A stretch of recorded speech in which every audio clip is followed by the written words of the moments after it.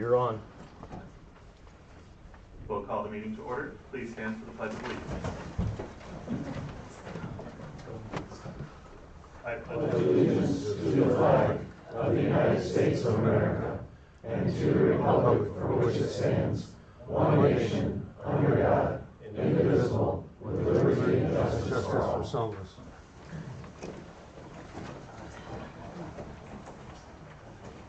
Ms. Bigger, roll call, please. Harrington. Here. Perkins. Here. Musgrave. Here. Branton.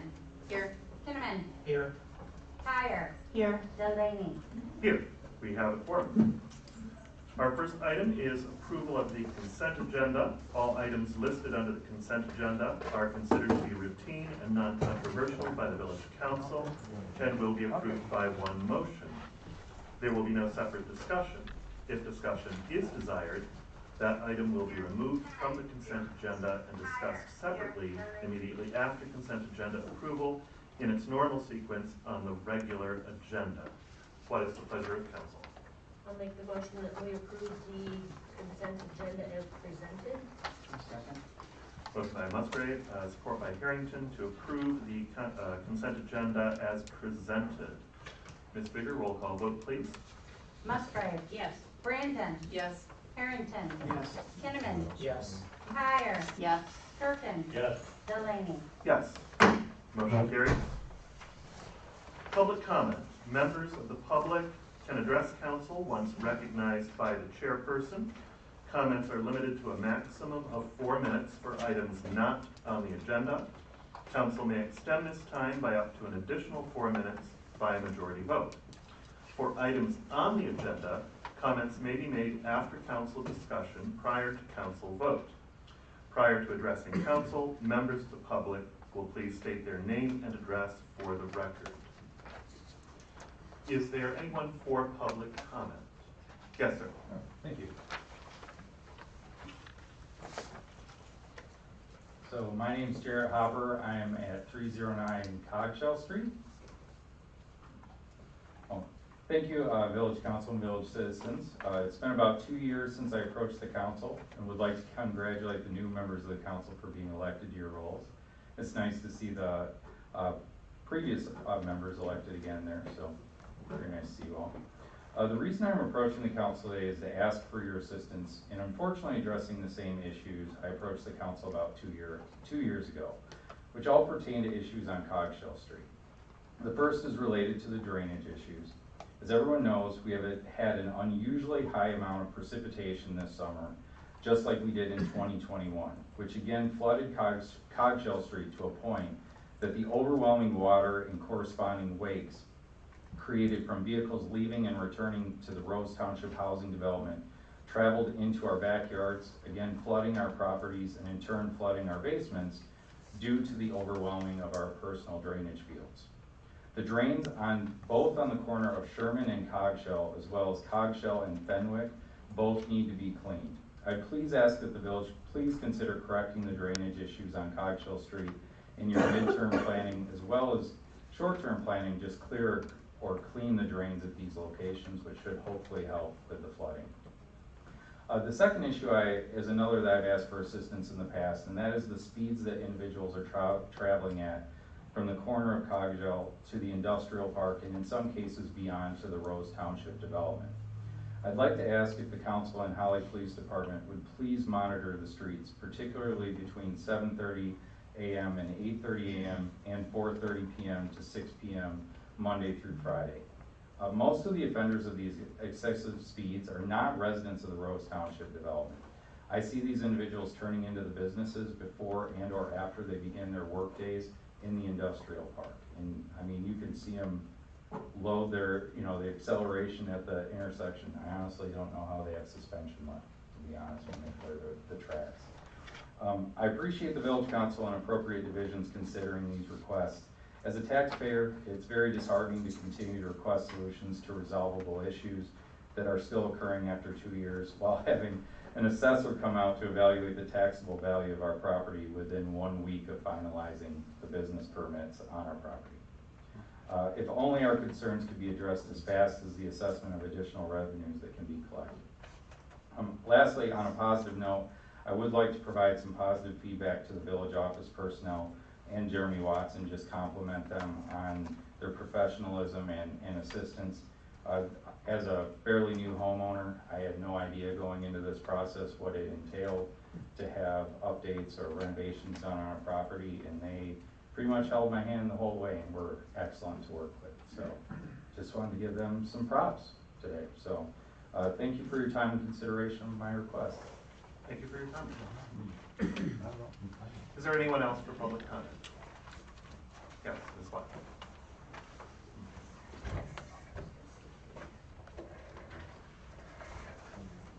Kristen Watt, 102 South First Street, number 3.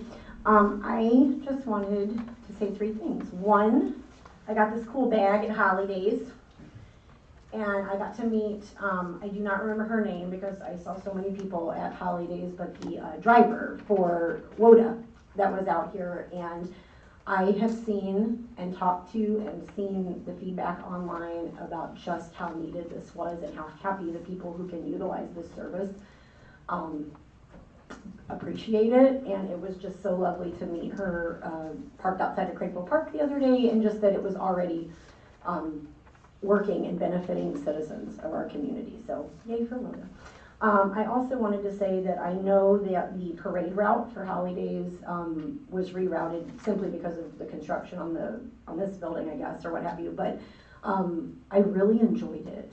So whoever's in charge of that, like we have a lot of positive feedback downtown of just having that route as opposed to Maple Street. I don't know that y'all control that, but I just thought I would point out that a lot of people really appreciated it. And I think it brought a lot of additional people into downtown that may not have normally come down there, and they were buying coffee and shopping and stuff, which was good for the businesses. So I think that's about it. And thank you, Brian and Debbie, for serving hot dogs. They were delicious and needed. So I thought it was a good holiday. So thank you guys. Thank you very much. Anyone else for public comment? Yes, Ms. Gullo.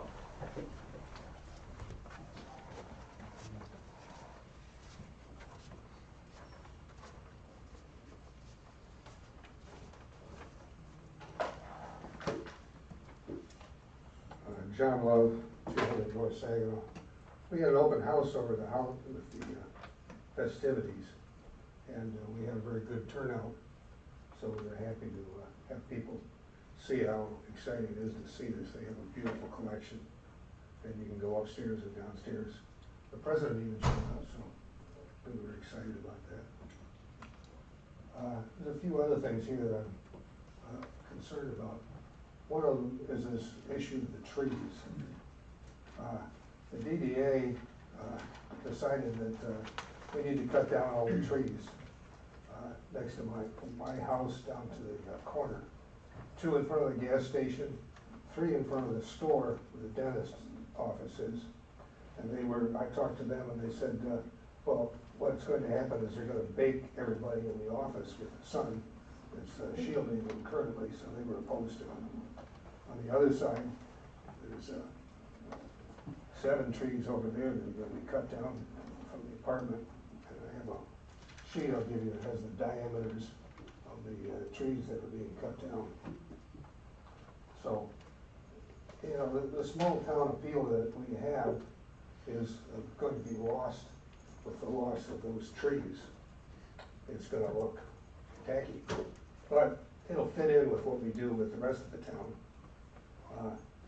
The dumpster is always open next to the mill because this is holly. We haven't painted the water drinking fountain, and the signposts look unpainted and look crummy. And Christmas is coming, so we've got the Christmas tree lights up, but we're supposed to take them down in the summer. But this is Tackeyville, and I just don't appreciate that. I've tried to make it a better town and spent a lot of time and money and effort to do this, and I'm upset to see this lost. A couple of other things. We're going to have some new ad banners coming. We're finally going to say goodbye to Home of the Broncos. They were really looking tacky too. So wait until you see the advertising on these. So maybe we'll bring them down. You can see them before they put them up. the, let's see, well, we got the trees, the dumpster, and for these trees, they spent $30,000 for the tree grates to go around the trees, instead of fixing the sidewalks. But the sidewalks don't need to be cement all the way to the road, because the next block up, and the further up the road, there's an easement where there's grass, and some people have planted flowers, and that would make it look better. But here we are. So I just wanted to come down and at least talk to you a little bit about those issues. So the big one coming, I'm anxious to see what happens on that, is the new headquarters office. And at first I thought it was a good idea to join with the township, but then I looked at the plan, and I looked at where we would end up in that thing. We'd get the leftovers in the village, and they build a new Taj Mahal for the township. And then we'd be at the mercy of the supervisor. So I think that's a bad idea. And so I'm in favor of doing that.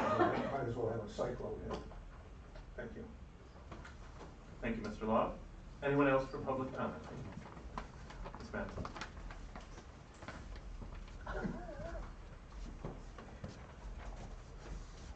Anna Matson, 1509 Western Valley. I don't want to speak on behalf of Brian. I went to the Parks meeting last week, DDA meeting yesterday, and it sounds like he is being stretched very thin. He said at the Parks meeting he has 4 employees, 2 of them are dedicated to water and sewer. And we had someone that we outsourced our landscaping, our cutting the grass, and they canceled their contract. So there's a lot of things that needs to be done. A lot of people are complaining about the lights in downtown, that just bulbs need to be changed out, and we're waiting on DPW. This is not me complaining. I know he's stretched thin. So I'm asking you guys to ask yourself and to ask him what you can do for him, how you can provide him better resources to get staff. Is it something that we need to pay more to get talent? Is it something that, I saw the job posting has a certificate that's needed to apply? Is that something that maybe we can pay for someone to get that certificate? I really, again, I'm not speaking for Brian, but as someone that has managed people for many, many years, I can see burnout, and I don't think any of us want to lose him. So please, again, just ask yourselves how you can serve him better and equip him with better resources. Thank you. Thank you. Anyone else for public comment?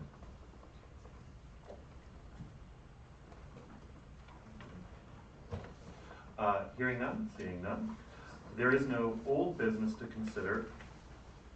I'd like to direct Council's attention to items number 1 and 2 under new business, because though they are distinct items on the agenda, they are very much connected. Number 1, consideration of the approval of council action request to authorize the Finance Committee and the village manager to meet with a committee from Holly Township to negotiate a sample contract if the village offices were to relocate to the 4092 Grange Hall Road location. And then number 2, under new business, consideration of the approval of council action request to accept the Community Development Committee's recommendation to move the village offices to Cyclone Park. Both of these items have to do with the future location of the village offices, whether council ultimately decides to relocate to the Grange Hall location or to the Cyclone Park location. And how we vote on the one will affect how we vote, or whatever action or no action that we take on the other. So I just wanted to make that absolutely clear, and I'm sure that we will discuss that further as we go along with each of those items. Mr. Walker, did you have anything to add on item number 1? No, you summed it up pretty well. The Community Development Committee did meet on August the 29th, That was the culmination of a series of meetings, actually months of series of meetings and site visits to the locations. At the end of that meeting, they did make a motion to select Cyclone Park as an alternative. Then Mr. Kinnaman brought the concept of introducing this item to council tonight for discussion.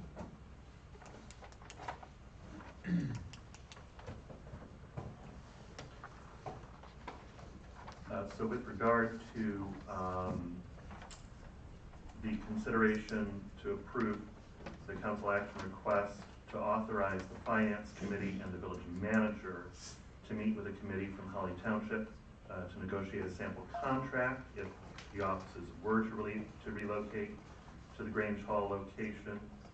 At this time, a motion and support would be in order. I'll make the motion. Motion by Kinnaman, is there any support? I will support. Support by Kyer. Council discussion. Questions or comments on this item? Yeah, is there any kind of idea about approximately how long it would take to negotiate terms with the township? The staff have an answer to that question? No, that we have not had that discussion. I think she's asking what's the standard, do you think, can you guesstimate? It's difficult because negotiations are just that. I mean, they're back and forth. I mean, it could be 30 days, it could be 6 months. I think the point that President Delaney was making in his introduction was that if council is prone towards Cyclone Park, then the first of these negotiations might be a moot point. And really, in my mind, whether it's 30 days, 90 days, 6 months, I mean, time is of the essence. And so, you know, everybody says, oh, June of 25 is a long ways away. When you're doing a construction project, and even a rehabilitation project, June of 25 is not very far away. And really, you have to be done before then because you have to move in and get operational that spring. So June of 25 is when we would need, if we were to choose Cyclone, to be moved in there, correct?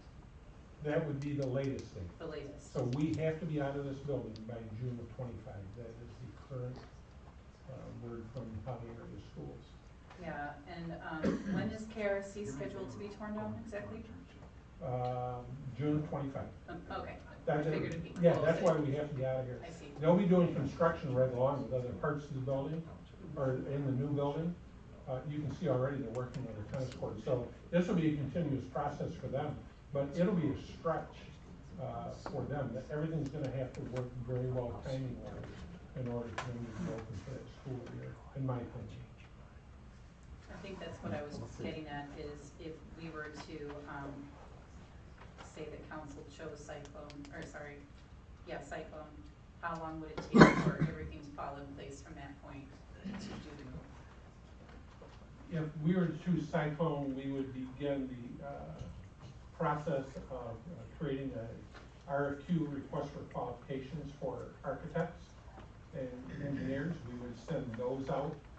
You're probably looking at a 90-day period to receive those, evaluate them, award that, then they begin their work. So there you're pushing 3 to 6 months.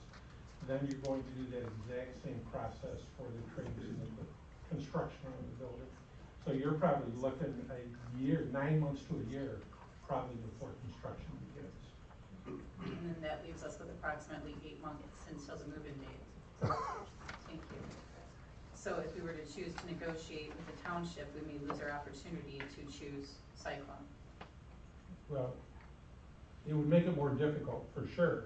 I mean, in the end, what you may be doing is looking for temporary housing Got it. for the office locations, which couldn't just be a room with a card table and a working bathroom. I mean, you have to have a working office and security. And I'm not sure Miss Bigger would be up for moving 3 times. And that would, of course, increase the overall cost of the move. certainly you have to pay for wherever temporary you're going to be. Sure, but thank you for pointing out that, added step that I hadn't thought of, the temporary housing. Well, I know, during the last community development meeting, they did put out a timeline recommendation on all those things. Yeah, and actually the person who put together that timeline is with us tonight, Miss Jackie Hoist of H2A Architects. I mean, the village paid her in order for her expertise and to put it all together. I'm sure she will be willing to go over that, if you're interested in that detail itself. I mean, she's really here. I should have told you she was here from the beginning. It just slipped my mind, but she's here to answer any questions that you might have regarding either site and timelines. Is it appropriate to open the floor to her to start with anything she might feel is relevant to share? Well, that would be up to the chair, but I think because it's council questioning or discussion, that would be appropriate. I would agree. Yeah. Ms. Weiss, would you mind approaching the podium? Thank you. As part of the report, which I assume you have a copy of it then, there is a timeline, and we did compare the timeline between the two scenarios, the Grange Hall property and the Cyclone Park property. And basically the schedules are pretty much the same. You've been in this process of studying and having meetings and discussion throughout the summer here. And we're really looking at this time period as already, as of the end of this week, you know, recommending that you be out for your RFPs for architects, engineers already. And then, because that does take some time to get through that process to allow them to respond and for you to make your inquiries and your decision-making process. So yes, we recommended that at this point you were ready to get your RFPs out and that the contracts be in place. That microphone's sliding away.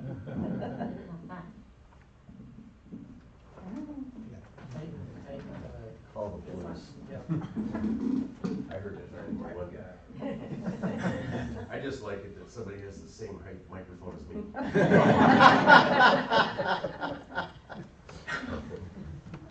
And that the engineers, architects contracts be approved in October. So you're a little bit behind the 8 ball already for either one of those two scenarios.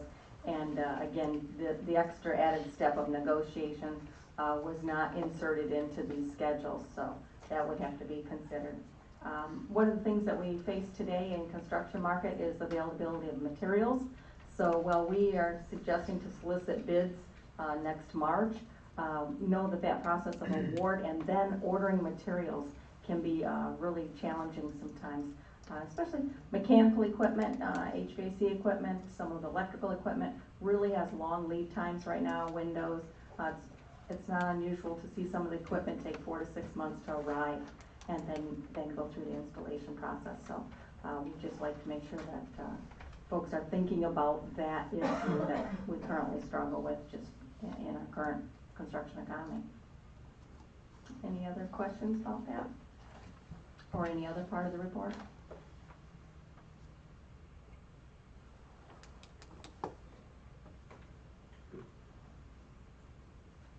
Not from me. Thank you for that. I appreciate it. Any other questions for Ms. Weiss? Thank you very much.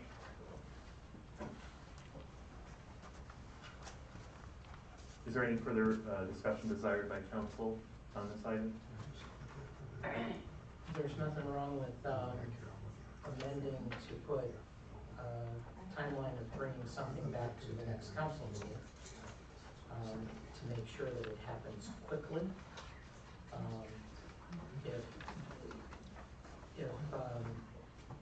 If you think that it's going to take 6 months to have discussions, then there's not a discussion. Exactly. It's something that you should be able to sit down and look at a document, sample document, review, shared ideas, make a few corrections, and bring a possibility back. My only thought with this process is we are making a decision without actually seeing what that other option really would look like.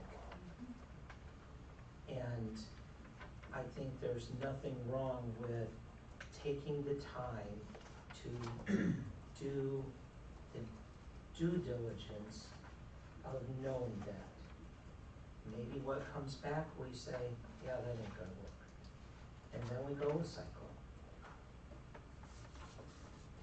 I think until you actually look at what that agreement would look like and where it would go, there's,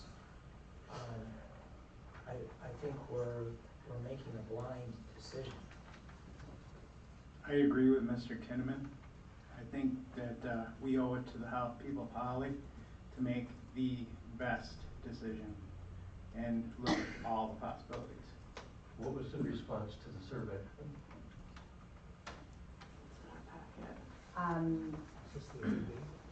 Cyclone Park. There were numerous questions of like rideability and walkability and. Well, then you had oddballs like me who said Holly Police Department. Correct. That didn't count, just so you know. Yeah, but you know, it's a viable option. So the answers were, as I presented in the committee meeting, when you looked at percentages as opposed to exact numbers, most everything fell almost in a 50-50. It was not a clear decision.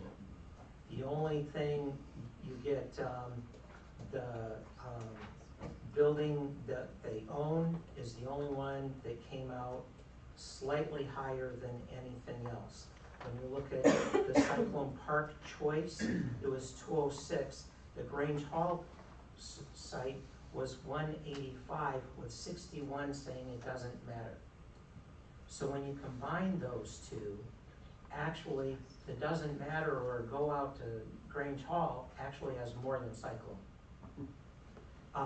When you look at the one, should they share the same complex, is 232, and the other two combined puts it almost a tied spot again. So once again, even though, yes, they should, the answers in this left us saying it's about a 50-50 in our community. There's no definite yes overwhelming for one thing or the other.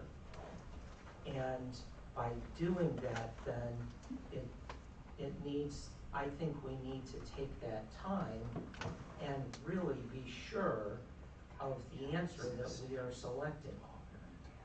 We have an interest about the possibility of do we own something? Do we go into something that is similar but without looking at a contract could be quite different than the scenario we are currently in? From what I have heard, there is no termination clause built into or being recommended from the township, which means there's nobody saying in 8 years we're gonna kick you out, or even giving you 90 days that we've extended to 2 years. Those options aren't even being considered. If it's in our own building, we don't ever have to worry about that option. Why wouldn't it be our own building when we pay that as taxpayers? How is that Well, not our it's all building? our buildings, it's we the Exactly. people. They're there. There you But Who will different represent, administrations come in. who will represent the village in negotiations?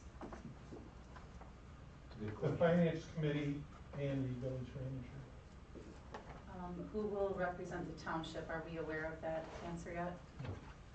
Does the township have any contracts, as is their intended goal, with any other local offices such as NACFA, DPW, or anyone else? Well, NACFA, my understanding, is a separate entity, so they have their own buildings. Okay. But I'm not aware that they contract me out. But NACFA is similar to the libraries. arrangement. And I thought, to the best of my understanding, I thought it was the intention of the township to get other local entities into the shared grounds with them. Are you aware of any other existing contracts as of this time? No. Is there such a thing as a contract guarantee if we were to sign on with the township? That's more of a legal question for Mr. Gilder. What do you mean by contract guarantee? I guess what I'm thinking is, let's say we were to negotiate with the township, we come up with something lovely that we all agree to, and then they don't yet have contracts with anyone else, or if they're unable to hold up their end of the bargain, are we still guaranteed what they promised, or can there be some kind of fallout that I'm... So that would be like a conditional provision. You know, we agree to do the following if something else happens. Not unusual in a contractual arrangement. So, you know, I can't speak to any specific examples because I really don't know, you know, what you have in mind in asking that question. But if your willingness to go into contract with the township is dependent upon the township entering into a contract with someone else, that can be stated. And as I said, that would be a conditional approval or conditional contract.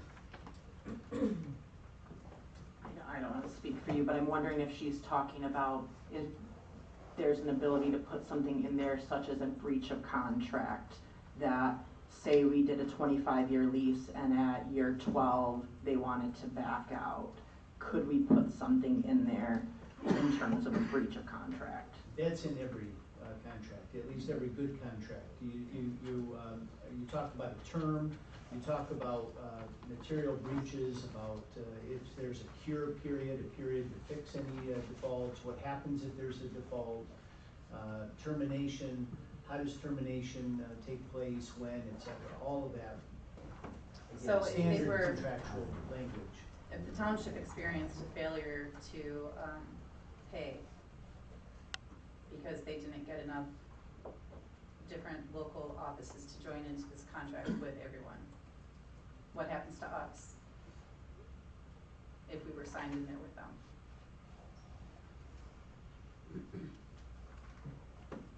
What's that?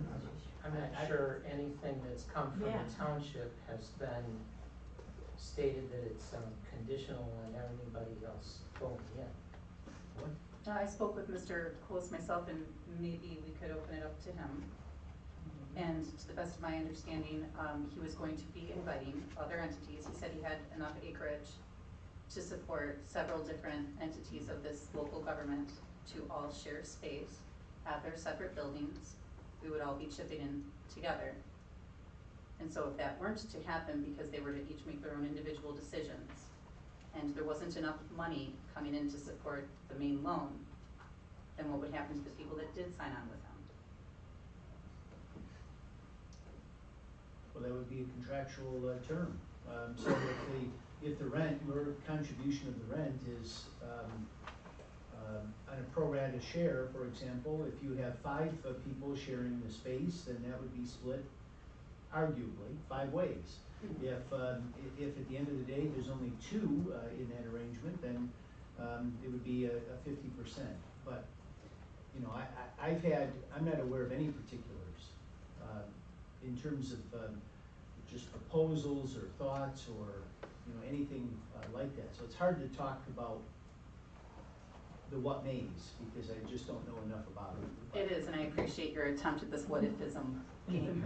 Just like, so thank you for that. I'm all set, you guys. I promise.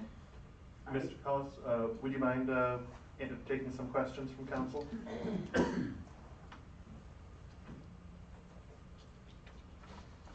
Okay. Council? Would you be, okay, go ahead. Go ahead. Would you be willing to sit down with the township with us to negotiate a contract? Absolutely. As we said, let me ask you this. In the council packet, did you receive the letter that we responded to, the 13 answers of that, so you've seen those? Okay. A few months ago, I came to the council, and I came to the committee, and I invited the village to the opportunities that we have in the property. Ms. Brandon said, if everybody has to pitch in to pay, I don't understand that. We paid cash for the property. Back in 1892, the village and the township entered into an agreement. There is no agreement that we can find, but they shared space downtown. All we did was offer the fact that we have land there. There's no reason we can't make a municipal park. I spoke of a lease for 99 years for $1. I also said in another meeting a 99-year lease for $1 a year. And I clarified, I said, I don't know which is legal. Are both of those legal? Does it have to be $1 a year? Can it be $1 for the whole 99? Yeah. So it can be either way. If it was $1 a year, hell, I'll give you the $100. We're elected officials. Our job is to serve these residents. We have 6,000 in the village, we have 6,000 in the outer township. You have another 1,000 or more homes. If they're not already built, they're coming. They're at our planning commission now that are going to be using your water. The question is, are we going to make people continue to run back and forth across town? I've heard, do you want it centrally located or not? If you look on the map, one's on the southern end, one's on the northern end. Neither one of them are centrally located, if that's the technical term. We've heard this term about lease. I made it very clear we have no reason to charge you lease or rent. It's taxpayer property. It's owned by the taxpayer. I'm going to be pushing 70 by the end of my term. Mr. Walker told me he's got 16 months on his. Mr. Clausen's got 26 months. The administration doesn't even live in this town. We do. Miss Brandon, Miss Kyrie, I think you're the youngest one sitting on the council. You're going to be here longer than the rest of us, barring any unusual happening. Well, that's the truth. It's a question of, do we want residents to be going back and forth across town all the time? Or should they be able to walk into one place, and if they can't get what they need here, we send them down the hallway or down the sidewalk to the next door, and we deal with it over there. This thing has been so blown out of proportion over the last couple of months. I offered an open house, people could have come and saw the building. They didn't want to do that. Mr. Walker asked if he could go in the building and bring his architect firm in to look at the building. I opened the building for them. When we got there, I was asked to leave. I don't know why, but we're the ones accused of having all these ulterior motives. Ms. Musgrave said at the meeting, her concern was that you had a 25-year lease with the schools, and they broke that lease, but they didn't. Ms. Musgrave was on the council at the time you accepted and signed a lease that had a 90-day clause that they could have you move. And quite frankly, they gave you a 2-year notice. They didn't tell you to be out in 90 days. We've never talked about any clause. We have no reason for that. The township is moving for one simple reason. We've gone from a community that had less than 10,000 people 10 years ago to a community that's got over 12,000, probably closer to 13,000. We have 371 units coming in on the corner of Quick Road and Fish Lake Road. Those are going to be your water customers. I'm assuming that that was set up originally in the PUD. You have Riverside North and Riverside Gardens that still have sections of those two subdivisions to complete. They're going to be your water customers. Person came into the village today to bring in a property transfer affidavit. When he filed, The township. what did I say? Village. Oh, well, he was in the village. We're located in the village, but you're right, he came to the township office. And he filed a property transfer, and at that point, they said, we need to switch over the water. We had to send him across over to Kyle Richter to take care of that. We've had customers that come in, and I've told this story once before. The guy, he started out at the village office. They said, can we help you? And he said, I live in Riverside North. And they said, oh, that's the township. Their office is across town. So he came to our office, and we said, can we help you? And he said, yeah, I live in Riverside North. And we said, what can you do? He said, I want to get an extra meter to water the lawn. We had to send him back to the village. When he came back to the village and got the water meter, he had to then turn on and come back to the township because the plumbing permit's issued by us. This is a question of how we're going to serve our residents. Whatever you decide to do, we're going to be there. We're going to put our office there, and we're going to be there. We paid cash for the property. I've heard people say, well, they paid too much. I don't know what that has to do with anything. George Cullis didn't buy it. The township board voted unanimously 5-0 with all of the facts in front of them. So you can come with us. You don't have to come with us. We made an offer. We thought it was a better way to serve the citizens. Mr. Cullis, So, you know, obviously this agenda item is consideration to approve a committee to enter into negotiations with the township. That's an action that the village council has to take. I'm assuming also that the township board would have to authorize a similar action to enter into negotiations, correct? Yep. And that has not just to happened help yet, you out, or it has? Well, because we've invited you to the table. If you want to enter into the negotiation, we will do that. Now, the discussion of how long that would take, everybody in this room knows I'm not opposed to calling a special meeting. I've done it for real estate deals. I've done it for contractual issues. We can expedite this thing quickly. If we come up with a decision, we call a meeting. We send it over to the attorneys look at it, they can make a decision. It's not that complicated.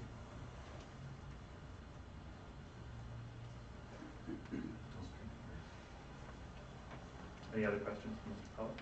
Yes. I have one. Okay, Go ahead, you first. You've made the comment that your term is done at 70 or thereabouts. What happens down the road if we do this? We spend all this money to go over to the township, we agree to do that, you're gone. Your board is gone 25 years down the road.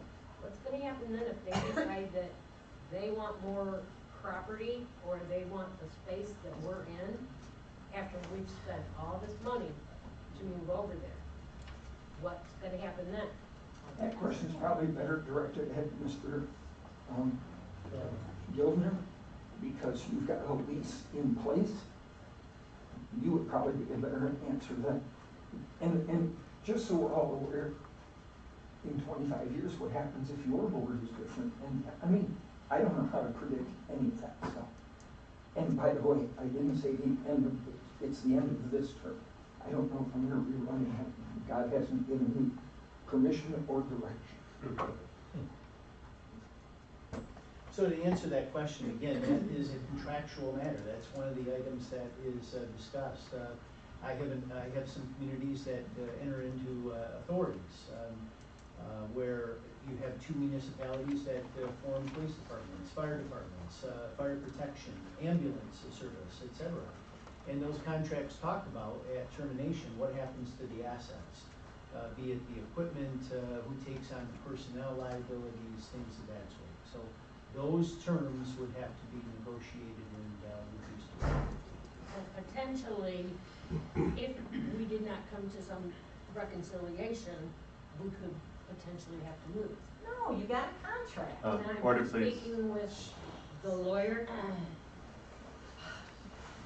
So, ask your question again, please, Debbie.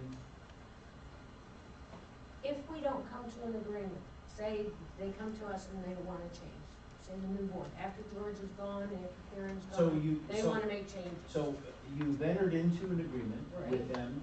There's some change, they want some change to that agreement. They Yes? want more space. They Okay. want us to leave. Okay, What happens then? well, Can we potentially be kicked out? does the contract enable them to do that? That's one of the terms. Depends on the terms. That's right. Right. It depends upon the terms. And we've already said there would be no clause. So standard contract language is what's the term of this agreement? What's the life of this agreement? Also standard, can it be terminated? Almost always says, upon a material breach, it can be terminated, but sometimes there's a clause which says it can be terminated based upon 90 days notice, 12 months notice, 2 years notice. The world is possibility here. It's whatever you agree upon, and it is reduced to that writing. But after this 99 years down the road, if somebody wants us to leave, then we have to, it's a valid question, excuse me. No, it's not. If we have to leave at that point, after we've already invested money into the building, then what? If the agreement enables them to terminate the agreement after any period of time, then they would have to leave. Thank you. And partly why I'm saying take the time to find out what that document would look like answers these kind of questions. Excellent point. Without that, all we're doing is speculating and, you know, hyperbole, but in a sense, hyperventilating over something we don't even see. What ifs? What ifs, yeah, and, you know, you can take 30 days, work on something, bring it back to us in October. Or come back in October and say, you know what, we couldn't come to an agreement. Then we move on. So I see here that the Community Development Committee has a recommendation. What amount of time and what amount of research did the Community Development Committee put into looking at Cyclone and looking at the Grange Hall locations? That committee consisted of Mr. Kinnaman, Ms. Musgrave, and myself. And I believe at the end of the day, we had a total of 5 meetings over the course of about as many months. Is that correct? If you count the site visits to both Cyclone Park and to Grange Hall location. And the middle school Does that was sound in correct? there at one point too. And the middle school, yeah. we visited as well. So more than 5 when you consider those site visits. And of course, our consultation with H2A architects, which, Ms. Hoyce, would you approach again, please? Since these 2 items are tied together, when you were asked on the record what your professional recommendation was between those 2 sites, you answered Cyclone Park, correct? I did, yes. Could you just give us an explanation of Sure. Why that was your recommendation? Sure. Either of these existing buildings could be renovated to accommodate the village needs. Cyclone Park is the one that you already own, that already needs some attention, whereas dollars put toward the other building, you know, would be toward a building that you don't own. As the village, you don't own it.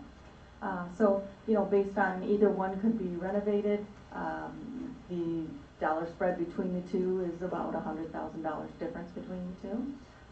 You know, both of them have availability for future expansion. So, you know, I mean, there's either one could work, but by far Cyclone Park was the one we were recommending just because it is a building that you already own, it's property that you already own, and that can be revitalized and continue its use for the community. If negotiations with the township were to take longer than we had expected or hoped for, and we thereafter decided to relocate to Cyclone Park, how would that affect that process? The longer that process is delayed, the farther it pushes you into the next calendar year. There are premium times throughout the year to get the best bids that you can get. Generally, the time slot is January, February, March, and into April. After that time point, if you're trying to bid something in May, June, July, or August, you're basically paying an upcharge on all that because the contractors have already booked their work for the year, and so they're charging more than at that point in time. It also means that you may have to rush the process and have a little less time to consider how you're designing this to meet your needs. It may also, if you end up with some site construction at all, could end up having that component kind of fall into less than optimum time slots throughout the summer months. And you know, ultimately, if things continue to get delayed, you could end up with your temporary facilities.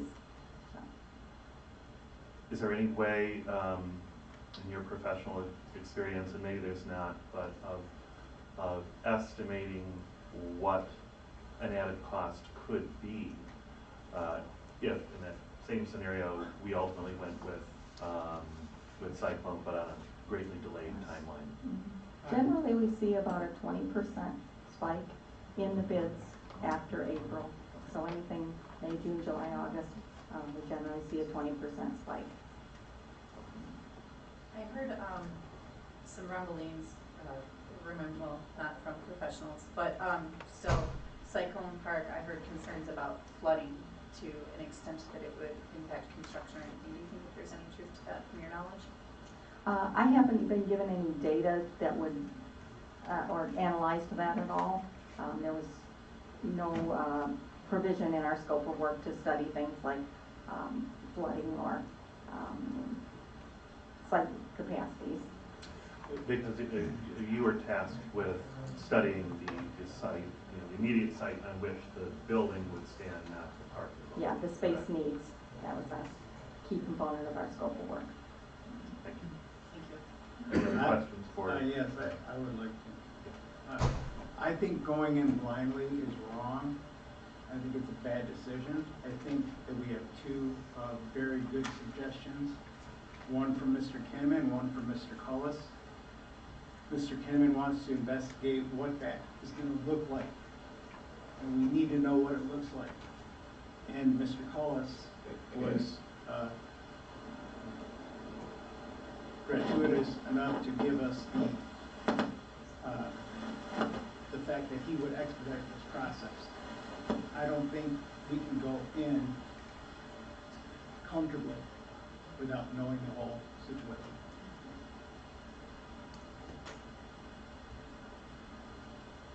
I have a question. You had recommended square footage of 4,500 square feet would be recommended for a village, and yet Cyclone is not at that. We're under 4,000.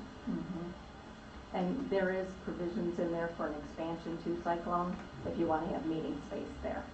But that's on top of what you already have priced out here. In It order is, to have yes. any, because we would not also have a meeting space there. We would not have one connected to that building. Right, which has not been talked about either, where we would meet. We can buy this building, but it's essentially office space. We haven't talked about where we're gonna meet, so it's either. We still have a council chambers over at the police department. But nobody's talked about that, it's just, oh, we don't have that. Moving on. It's just sitting there. As far as I know, it's not being utilized. DDA Yeah. still needs that. But it's still being utilized. Right. Yes, for a meeting room, correct. It's a functional meeting room, if that's what you're asking. And what was the proposed meeting space within the community development committee's recommendation? If we chose Cyclone. We could have it add on to it, or we could have the meeting in the old village council chambers At the police at station. the police station, yes. And to be clear that, those are the options that we have. The committee, as far as I recall, didn't make a recommendation one way or the other on that. We're not doing it at my house. Right. That is in here, in your packet. There's That's proposed building. proposed build out of another 1,500 square feet. So that'd be in the future though. That would be a future item. One of the interesting things was it talked about needed storage space was over 1,000 square feet or around that. And Cyclone has 440 planned in existing structure. The remainder of that storage is in the projected expansion. So we're talking about less than half the storage space, which the recommended storage space of 1,000 square feet is about half the storage space that is currently being utilized in this building. So this is a quarter of the space that we are currently using. for storage. Do we still use DPW for storage? I don't know, do we have stuff there? The police department has some items there, now the village office does not have storage of records. at that location. Yeah, helpless to this fuzzy noise without Mr. I was Murphy. just gonna ask One that, of these I know microphones about that. must be going out. Who's microphone? It's not my microphone. Take turns. Yeah, I think it's gonna be one of these three microphones.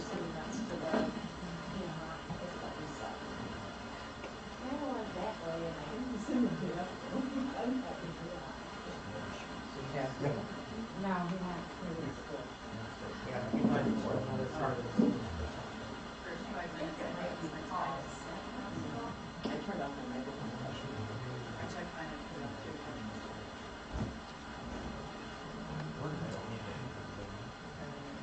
So, we're coming up on an hour. We have a motion and support on the table. We have yet to hear from the public on this. I think we have yet to quite totally resume our discussion. While we deal with our audio-visual problem, let's take 10 minutes, if there's no objections, and we'll come back promptly at, well, let's say 10 after 7, so a little over 10 minutes.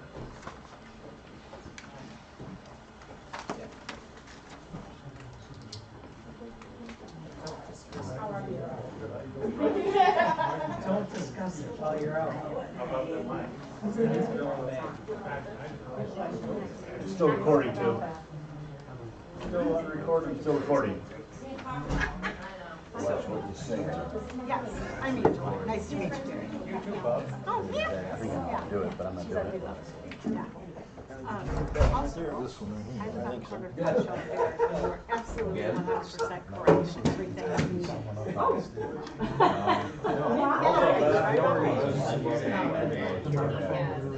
But in a way, it tells you the weight of this issue. Yeah.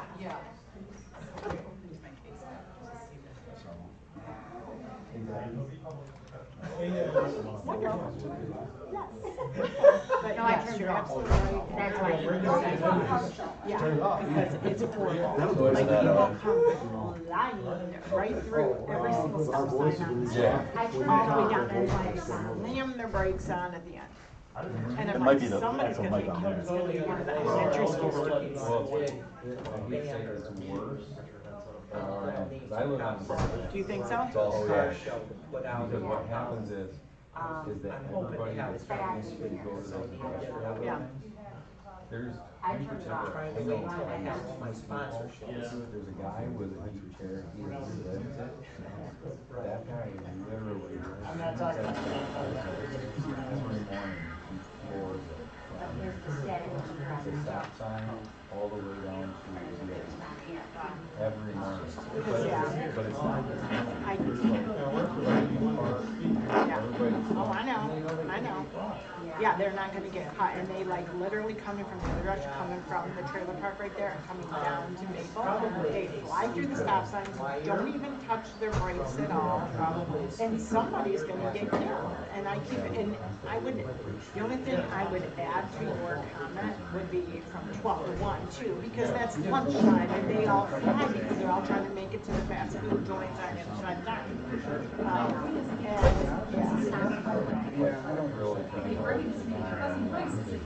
You know, like, I'm not trying to get Very easy to and then do it, give them up, do it the next one, you know, and do it 2 weeks later, and like, let them know that this is not acceptable.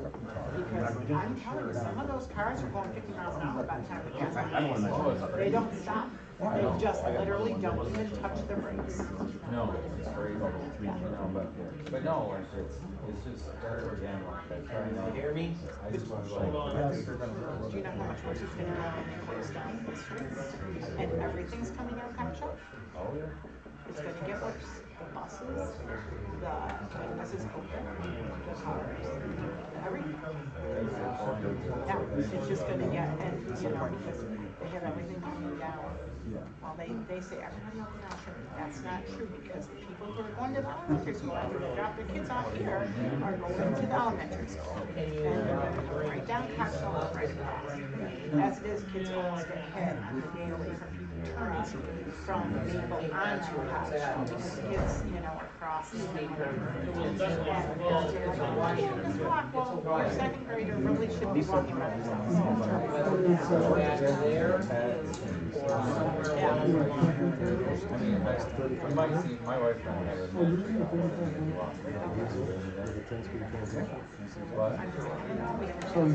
His name is Boston, and he's a little young, and he's a jerk.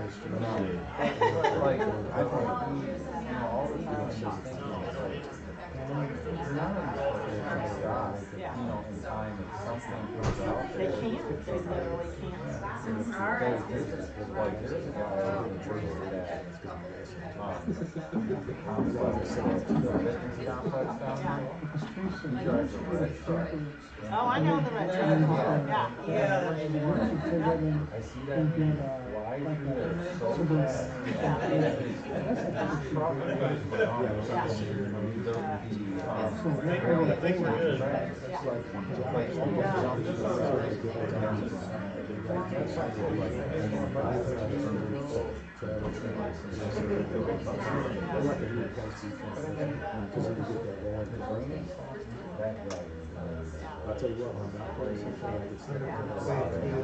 Ours does not get as flooded, it does not. And I try to keep it clean around my house, you know, I haven't done it. It's 2 years ago, I bought sandbags, we had this sandbag there, so to keep water, because what was happening was everybody in the park was just guzzling it because that's the only way they can get home, right? So they're gunning it, they're that street, it's creating a way, because the water's at least as deep, literally. They're gunning it, and that's where I can wait up until my RV on the drive.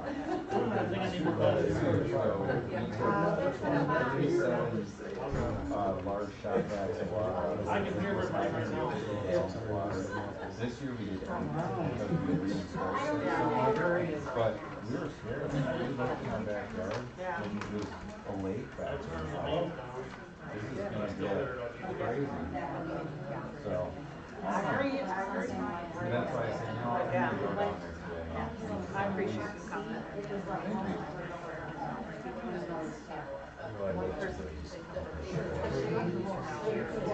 This is Jerry's purse, or also known as the Samaritan purse. It never goes empty. It's biblical. Communications 101, have a good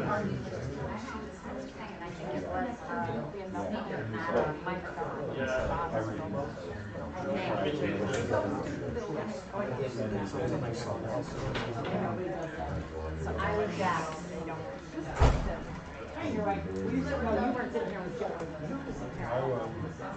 I'm in someone's spot. Thank you. I'm like, I know I'm sitting in someone's chair.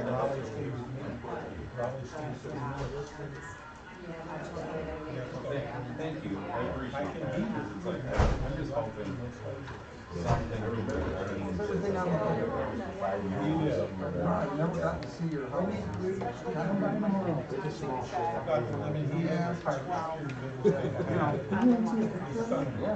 That's the time that I'm like, especially coming out because they're all from Carmen, stores, wherever, I get it, you have an hour or a half hour, whatever, but they're in the farm. Sorry. Okay. I don't know. You were sitting there, I was like, okay, I know I'm in somebody's spot. That's all I recall. Oh, I can't. I can work you gentlemen. They're gone. Well, they're not gone. They're not gone. Well, they're taking them down, putting up signs in their windows. You're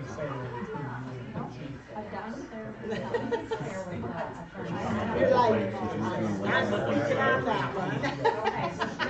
So then they put up a big smiling face window and the sign back to my right. So no solicitation.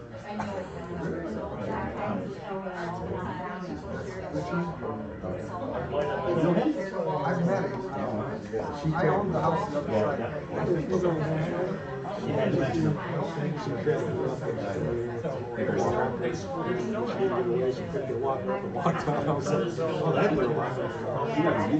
I'm not sure before that. No, I don't need it. She came to the village office. That's what's important, as long as it's right. The best part is, she's not the taxes. Well, that's on Panera. No, that's on Loon.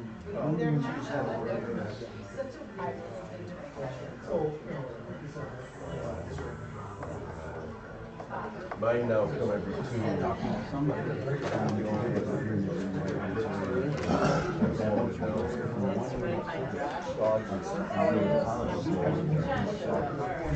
Wow, I need to see that. Are you serious?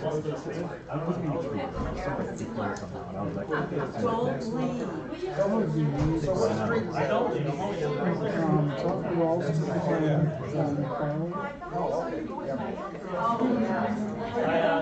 short time. I moved off of Lake. And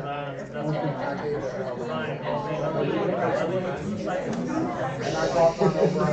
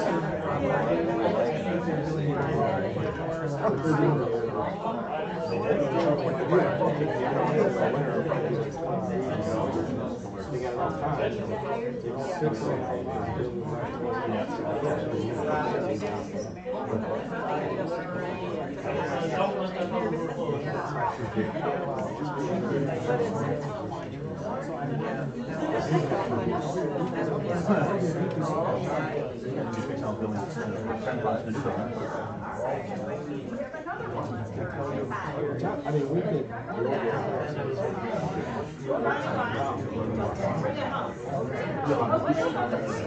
I'm working on it. Part-time guy started Monday, a kid that works out on the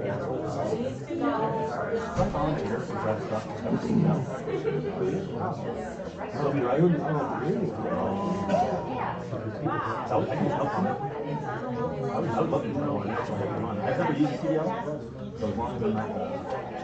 Again, that big truck is the one. They were 50 miles an hour. Almost impossible to do 50 miles an hour. When they were scraper hits the ground, it sounds like it's the whole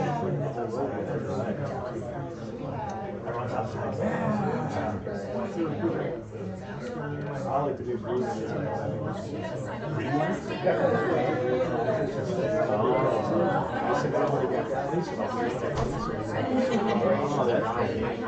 Ohio started and put green lights on that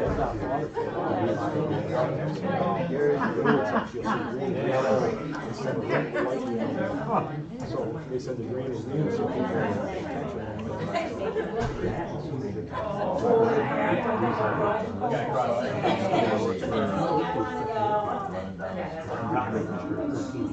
that? Right across from Eric. That is so funny. Oh, He yeah. lives right next to John. Yeah. Okay, that's what I'm saying. It's a tree. He's got a ton of trees back there. Cut down. Yeah, probably gets all the good wood and bring it over.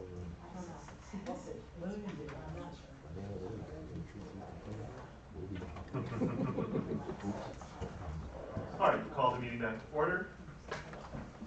At 7:10. The buzzing is gone. The buzzing is gone. Yes. Thank you, Josh. Thank you very much, Josh. Wherever you are. I think the system was basically just turned down, so. Can you still hear us? Oh, yeah. Okay. Is there any further council discussion desired before we move to public comment on this item? I just wanted to say, I think, about this timeline, unfortunately, like you said, you guys had time as a committee to look early at the middle school and at Cyclone, and unfortunately, before the second to last meeting that you guys had, this offer was proposed to you, so it is a little bit more shortened timeline to look at this, and I don't think anybody's faulting any of you and saying that you didn't do your due diligence or your research. I don't believe that, but I do think that there does need to be more research on this option versus just Cyclone. I think we ought to give it the same amount of attention as the other two were given. I hear what you're saying. My perspective is, I would have liked to have seen a proposed contract language from the township a long time ago, when this idea first was proposed. It certainly would have given the committee a lot more material to work with as far as making our recommendation. I'm not saying necessarily that our recommendation would have been different, but it would certainly have given us more to work with. And again, my perspective is that we have a timeline, two timelines that have been recommended by our professional consultants with H2A architects, and I don't think we have the luxury of time. We're on a pretty tight schedule to do what we have to do one way or the other. And I want to point out, I understand that it would be very difficult to create a proposed contract when you don't know who all is going to be at the table yet and what some of those things might look like, and that the input of the village would be helpful for the township to, start at the beginning with. So I do get that too, but an outliner for something would have potentially been helpful.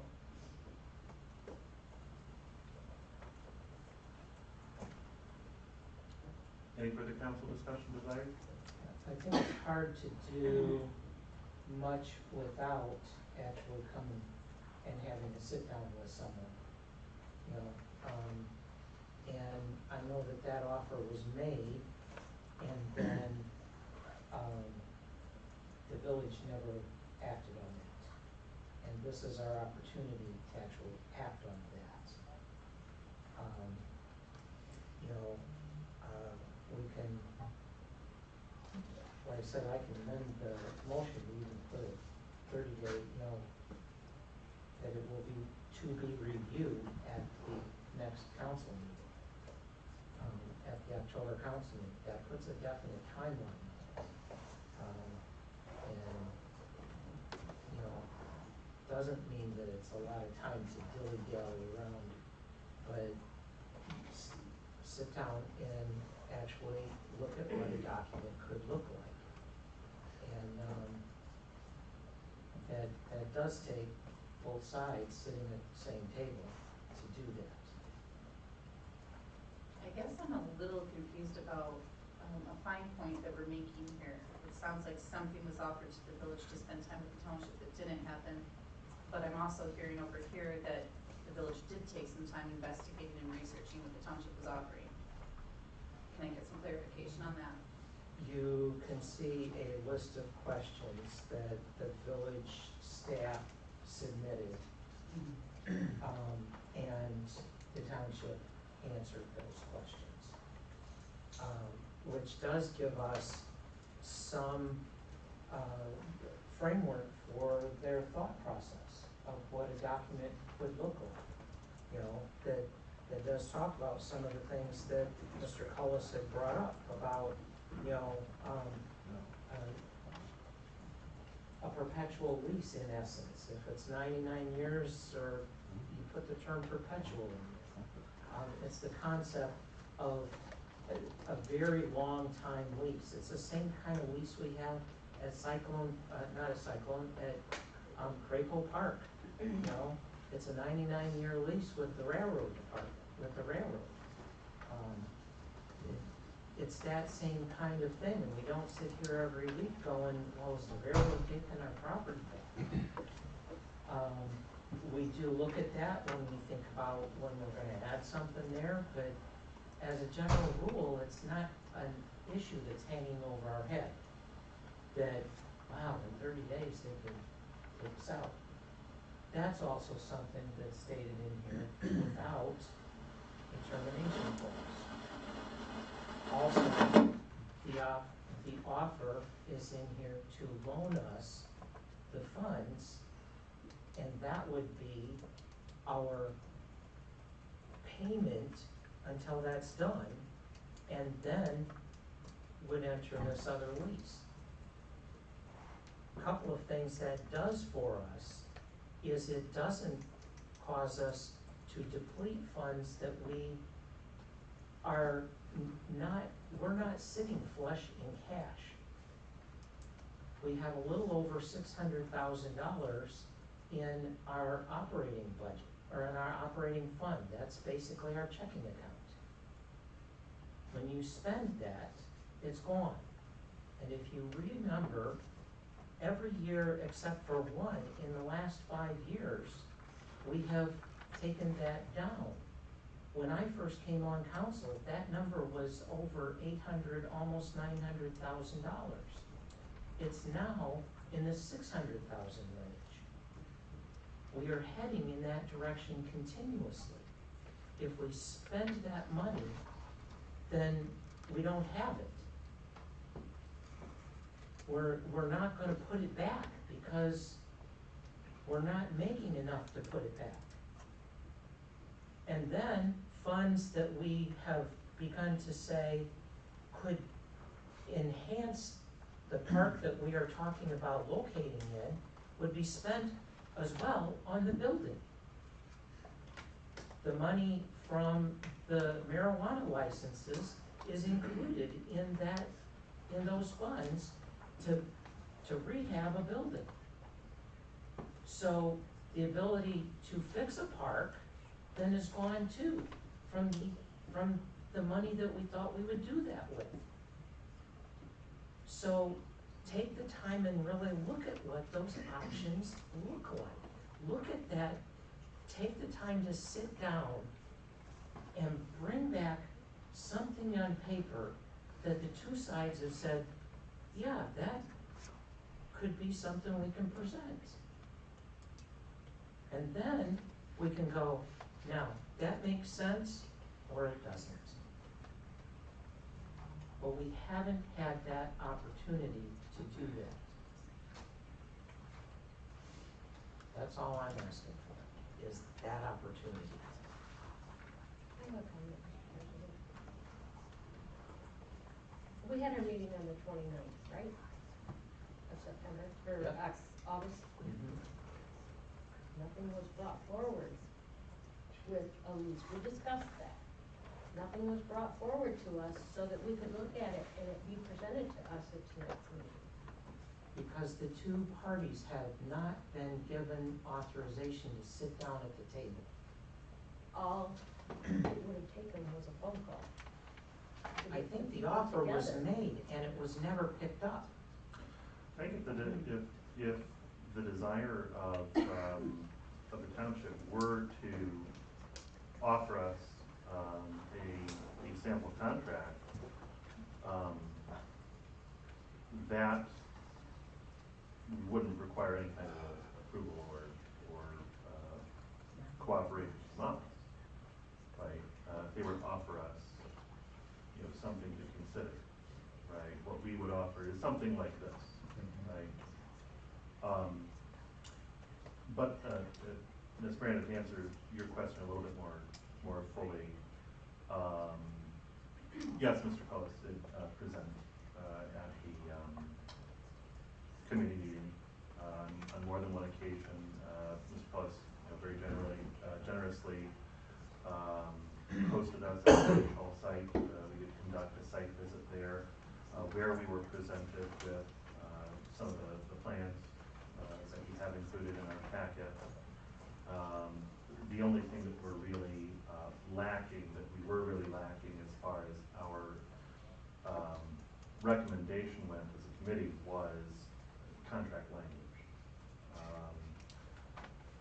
The other information we have.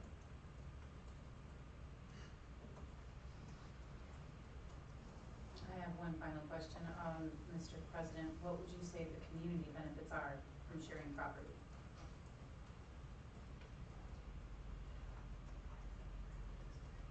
Or maybe I should ask Mr. Kinnaman if that's appropriate. You can certainly ask. Mr. Kinnaman? Sure.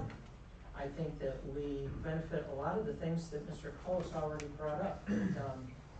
We have individuals, we have homeowners who utilize utilities from us that live in the township.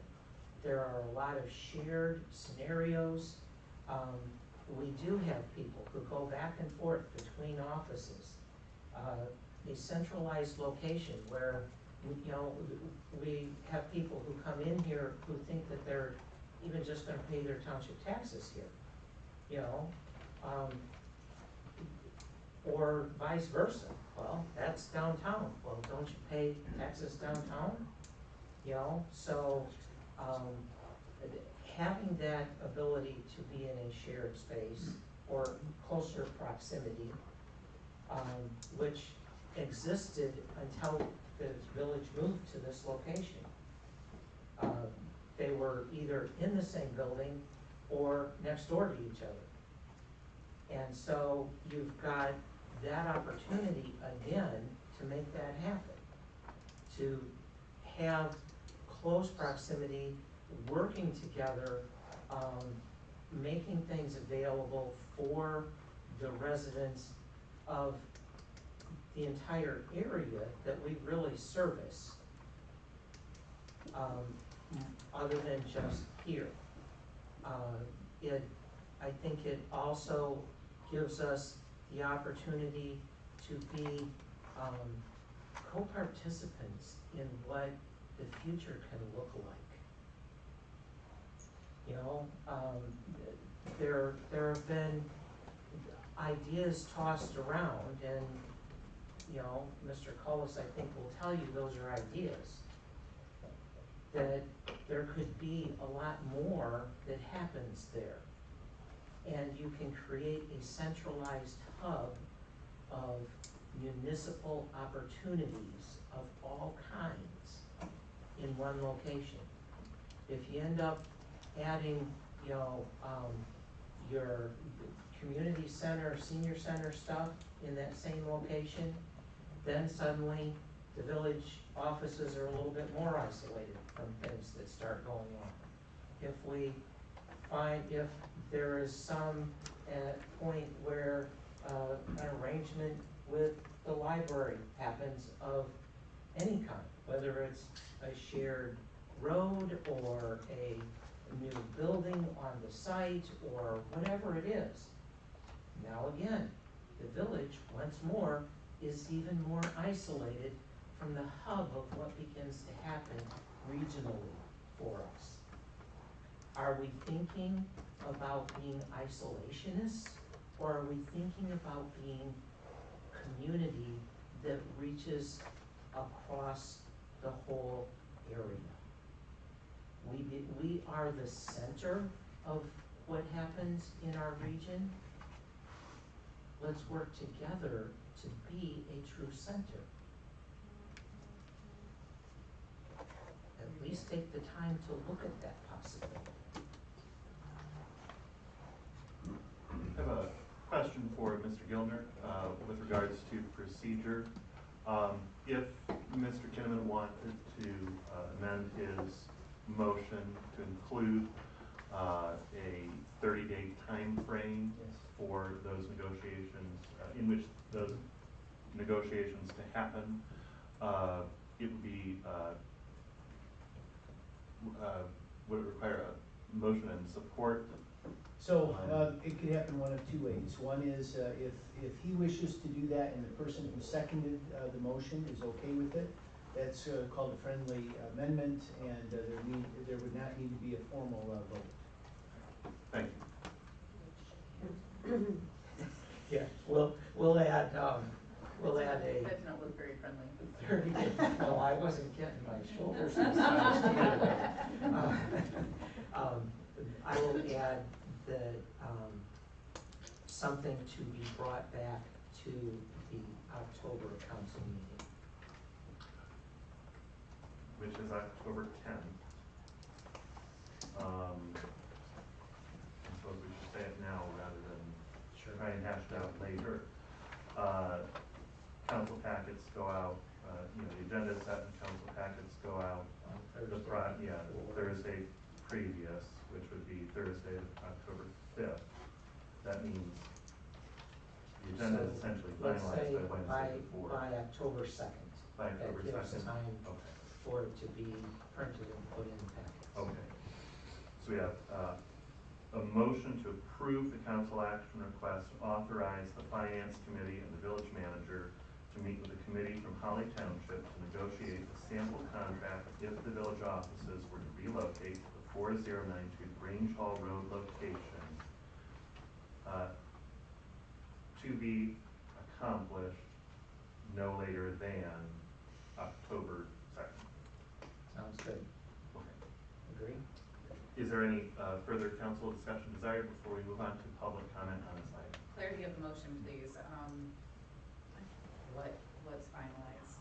Final negotiations? Yeah, Initial a document has to negotiation? be brought back to go in that council packet.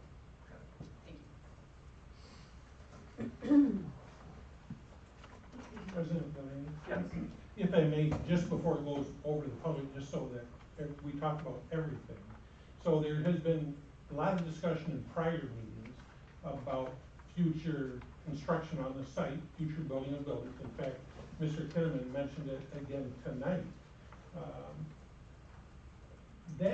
While I think there's lots of reasons, I mean, my job is to oversee day-to-day operations, it's also to make recommendations to the village for the future. One of my major concerns from the very beginning with this has been, we're not talking about just the money we're gonna spend, just this $400,000 we're gonna spend in this original rehabilitation of that site. We know already future plans are to convert that future site that we're gonna put $400,000 in into a community center. So that $400,000 is gone. Then you're gonna build an 8,000 to 10,000 square foot building, and who pays for that? So I mean, I just think that needs to be part of council's discussion. I mean, like I said before. I think that's something that goes in that contract discussion. Except the answers that Mr. Cullis already provided. Said the village would pay their fair share of new construction. That is true. So, I mean, I just wanna make sure, we haven't talked about that, I just wanna make sure you talk about it as your management team. We'll make happen whatever you guys decide. I mean, either side, we'll make happen. But I wanna make sure you understand that you're not just talking about this $400,000 you're gonna spend right now. You're talking about, Mr. Mattson is a little more expert. He said my estimate of $5 million is high. I don't know, maybe it's $2 million, but half of 2 million is still 1 million, which is more. So just remember, you do have costs down the road, that's all. So, we will make happen whatever. I've not heard that from Mr. Cullis. I'd like to maybe have Mr. Cullis speak to that. He talked about the prior meeting, but go ahead. Oh, yeah, I'll allow it. Come on up, Mr. Collins. I thought I was invited, I apologize. No, come on up, Mr. Collins. We would like to hear from you. Well, negotiations are starting off great.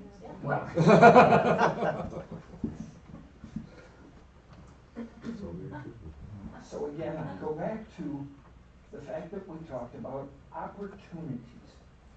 I never said we're going to do this. What I said was we have opportunities. We have opportunities to look at this property, short-term, long-term. If on the short term you elect to do this and you want to stay there, that's fine. There's enough room on this property to put a community center on the other end, on another building, on a separate spot. I never said anything was written in stone. Those plans are out in the hallway. John Love made the comment, Mr. Supervisor said you did this spot. No, I didn't. They're concept drawings. Concept means, here's what we could do. Maybe you would come to the table and say, what about this? And people would like that idea. They were just concepts. If you take a specific space now, and that's the one you want for those 99 years, God bless you, you can have it. Plans can change. But you're not obligated for any more than what you do there. The only reason we, the township, offered to help finance it was because we knew the situation we're there, and we thought it might help. Thank you, sir. I'd like to, since we've started to broach a new topic, if we may, if it's appropriate, open it up to Mr. Walker to talk more about this community center. I feel like we haven't talked about that in quite some time, and I'm left with some wonderings about what that looks like fiscally. If you can go into a little more depth on that, and what the contrast of that would be from going to Cyclone to going to the Grange Hall location. Well, so if you go to either location, initially, the costs, like Ms. Hoyt said, are roughly $100,000 difference. There's future construction proposed at both. Doesn't have to occur right away, but it could occur, depending upon how prices come in and what happens. In relation to the community center, and it's been talked about in more than one of our public meetings that we've had here. People from the community have talked about a community center because I think that's something everybody has wanted for a very long time. I think we could use a community center, but I think that we have a Holly area school system that is going to have 3 empty gyms at Sherman Middle School. And no matter what community center you build at Grange Hall, or if you build a community center at Cyclone Park, you're not going to build 3 gyms. And so I think you have that there. The only thing that I was saying is, you're not talking hundreds of thousands of dollars if you start building new buildings. You're talking millions. Because that's what it is. I mean, in order to move the police station, which was one of the talks, the police station to move to Grange Hall. That's not a $500,000 move to build a new police station. We're very fortunate to have the police station we have now. It's probably not big enough, but our police department, they do an excellent job with what they are provided, and they do it. I think that's the same with all our departments. The only point that I wanted to make is that, yeah, they're concepts. Yes, they could happen, but I think that is the grand plan, or they wouldn't have been brought up initially as a concept. And I just think the council just needs to be careful, because if you say, well, we're gonna go to Grange Hall because it's cheaper by $100,000 and there's the possibility of doing things in the future, okay, what possibility and at what cost?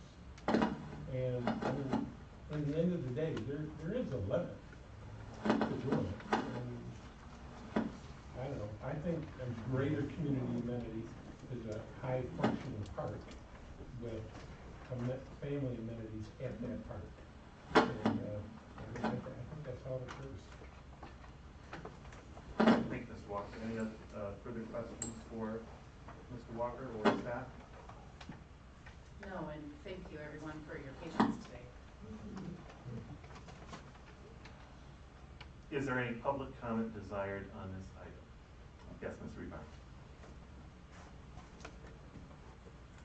Nancy Rebar, 405 South Saginaw. My comment is going to be rather brief. A very learned and stellar leader in my life taught me once that if I don't have all the information, I don't have any of the information.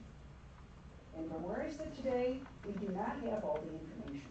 I see no reason not to proceed with a 30-day limited time frame to negotiate a contract. We don't have all the information. We as a community deserve to have that information. Thank you. Thank you very much. Yes, sir.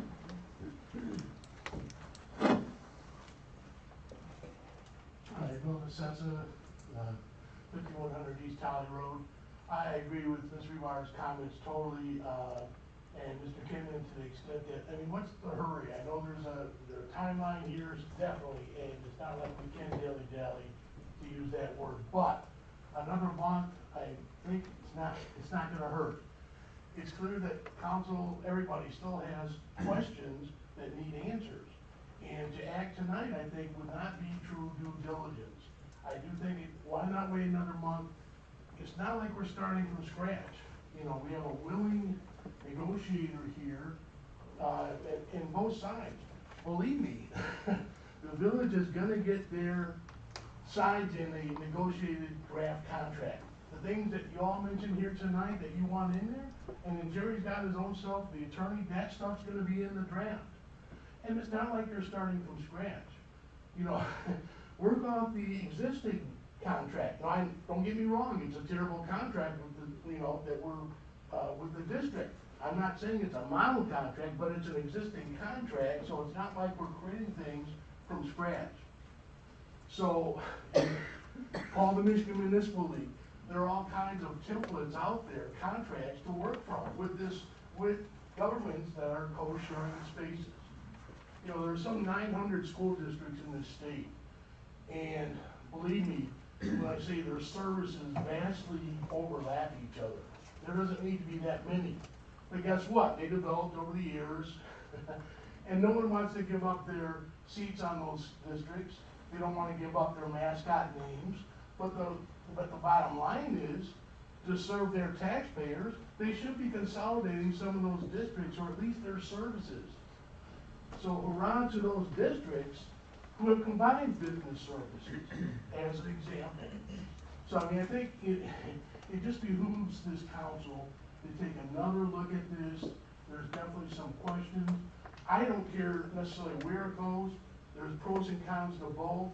I commend Jerry for getting out there with his vision, but George has also been a willing negotiator in this, and maybe he hasn't been heard. He's tried to get his stuff out there, in my opinion.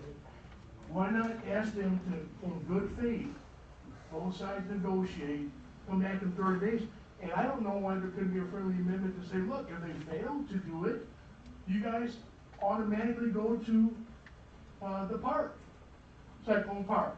I mean, you could even take it a step further with a friendly amendment. Just throwing it out there.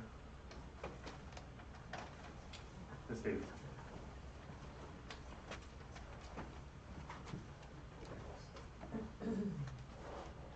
Marlo Davidson, 434 Sherwood Court.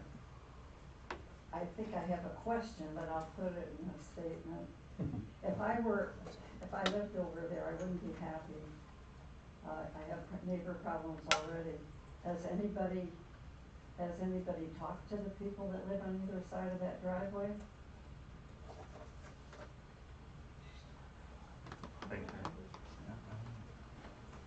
Yes, Ms. Everly. I'm Sherilyn Everly, and I'm from 314 Hadley Street, and I've been following this process probably closer than most of you sitting here. The reason you don't have a contract or a sample contract in front of you before now is a dereliction of duty on behalf of Mr. Walker. I saw Mr. Kola stand here 2 months ago and offer to negotiate.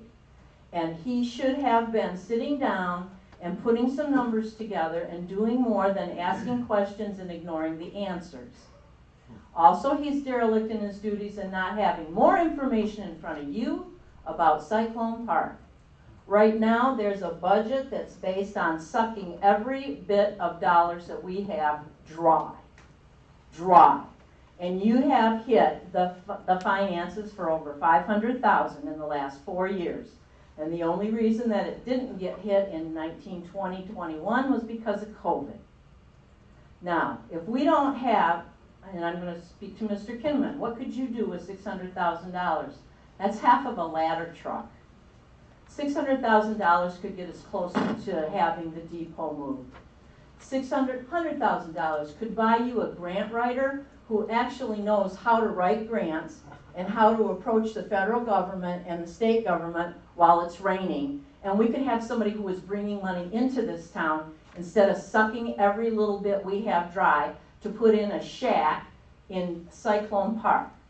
Nobody's even talked to him about how are we going to pay for this going down the road. If we go to Cyclone Park, are you just going to write a check every time somebody sends a bill? Or are you going to have to pull a loan? A loan right now when the interest rates are the highest they've been in 15 years versus a loan from the township of my money to myself, paid back to myself at what? What percent? You don't even freaking know because you haven't bothered to sit down and talk to him. You are not doing your job for this town. I am really, really disappointed. I'm pleased to see some people actually ask some questions, but this is our damn money. And it needs to be given all kinds of consideration and not railroaded away with stupid questions like what happens in 99 damn years. There will be people smarter than you sitting here and they can figure it out. Come on, think about this community. Stop thinking about territoriality.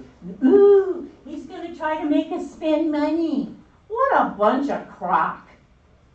We are adults, and if we don't have people leading our community who know how to sit down and negotiate a contract, then we don't have the right people in place. That is basic negotiation. I have managed buildings. I've managed office buildings.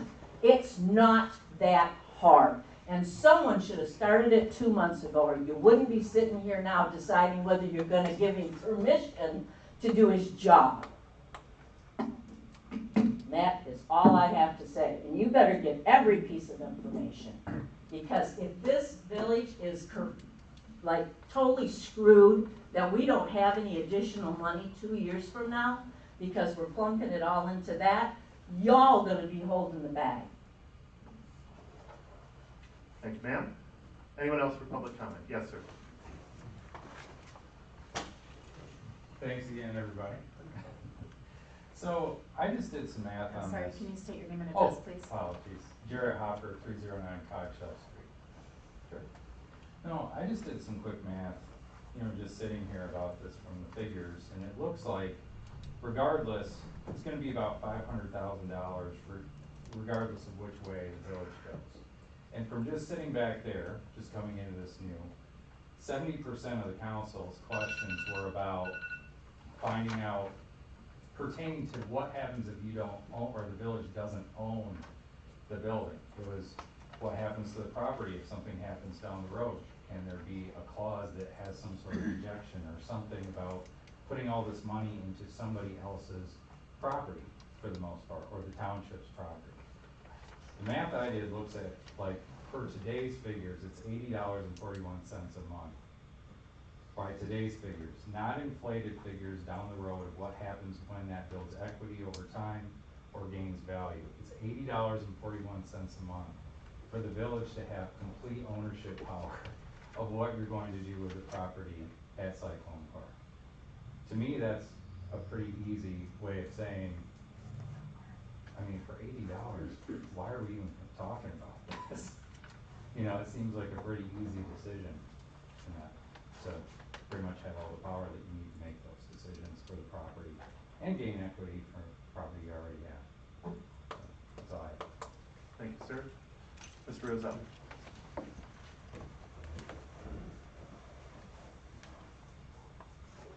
I'm I'm Dick Russell, I live at 512 East Maple Street. And to answer one question, I live 2 doors down from Cyclone Park, and I don't see any problem with it. I'm very much in favor of it. I talked at the last meeting about why I wanted to go to Cyclone Park and what I felt about that and the advantages and central location and accessibility and so on. I won't go over that road again. One thing I think that we have nominally talked about, when you talk about a meeting room or a place, we have one in the back of the police station that the village owns that you can do a lot with. And to my knowledge, I mean, I was chairman of the DDA board for 10 years, and we were the only ones meeting in there once a month. So I think that's very underutilized and could be maybe even added on to take care of that instead of worrying about, oh, we gotta spend, you know, we gotta put on another 5,000 square feet someplace. So I just wanted to think about that. And the other thing, I was at the last planning commission meeting, and I'm not throwing any stones at anyone, but they had a lot of meetings, as you talked about. And they were actually charged with looking this thing over, making a decision on which way to go. They never said, Jerry Walker, you should go and meet with George and figure this out. This was the job of the planning commission, which is part of you. And then, when you have made a decision, then of course you would ask him to go ahead and negotiate. But I don't like that at all. So I'm just telling you, the planning commission met, and I was at the last one. It wasn't the planning commission. I think you mean the community development committee. Community development committee. And, you know, this thing was all kicked around and kicked around and kicked around, and you finally made a recommendation by a vote of 2-1. So I'm wondering now why all of a sudden that committee didn't work. It wasn't, you know, what it's supposed to be. So now you're gonna, you know, start all over and do this? I don't think so. That's all. Thank you for your time. Thank you, sir. Yes. Mr. Costello.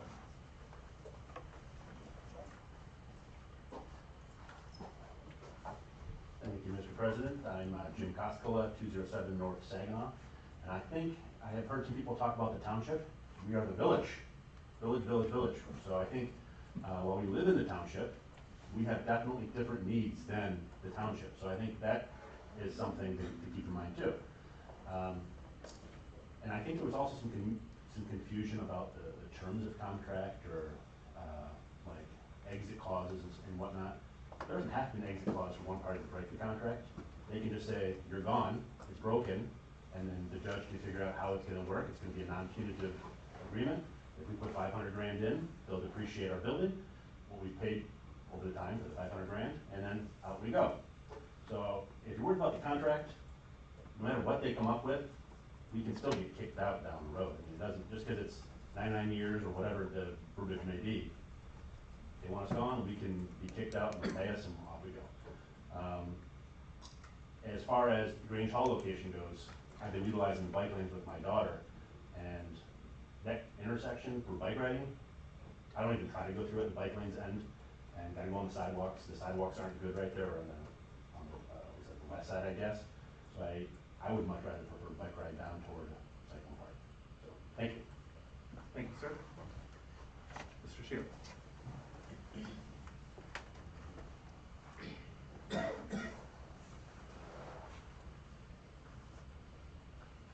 I'm Shield 320 LeGrand. As a lot of you know, my family's been here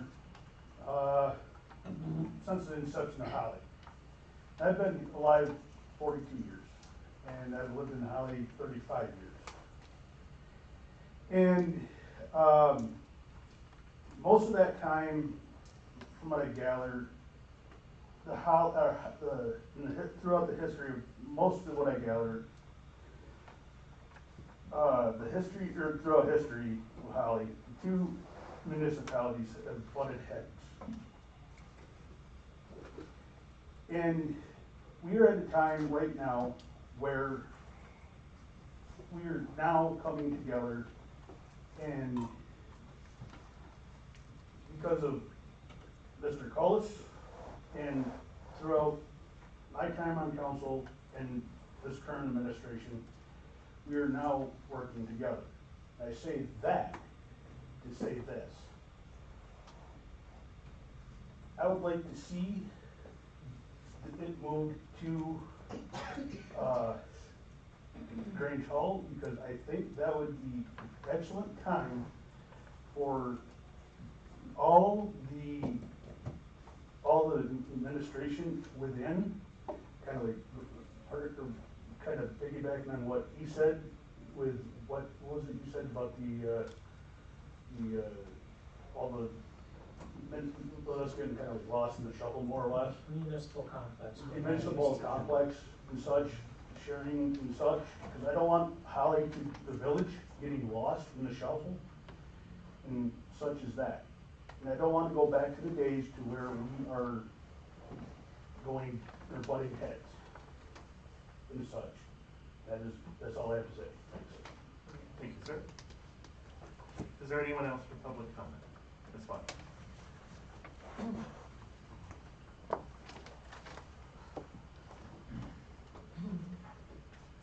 Kristen Watt, 102 South First Street, number 3. I think I just want to maybe throw out a few things that really haven't maybe been brought up here tonight, or at least not a lot.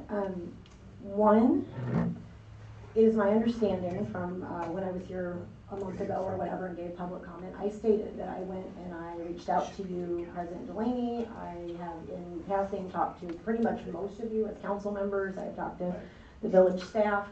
I have asked some questions outside of my 4 minutes in this room, and I haven't lived here my whole life. I may not live here my whole life. I don't know. I really don't care where I pay my water bill. But I am going to tell you this. I have been consistent for 4 years advocating for parks, and we have no budget for that.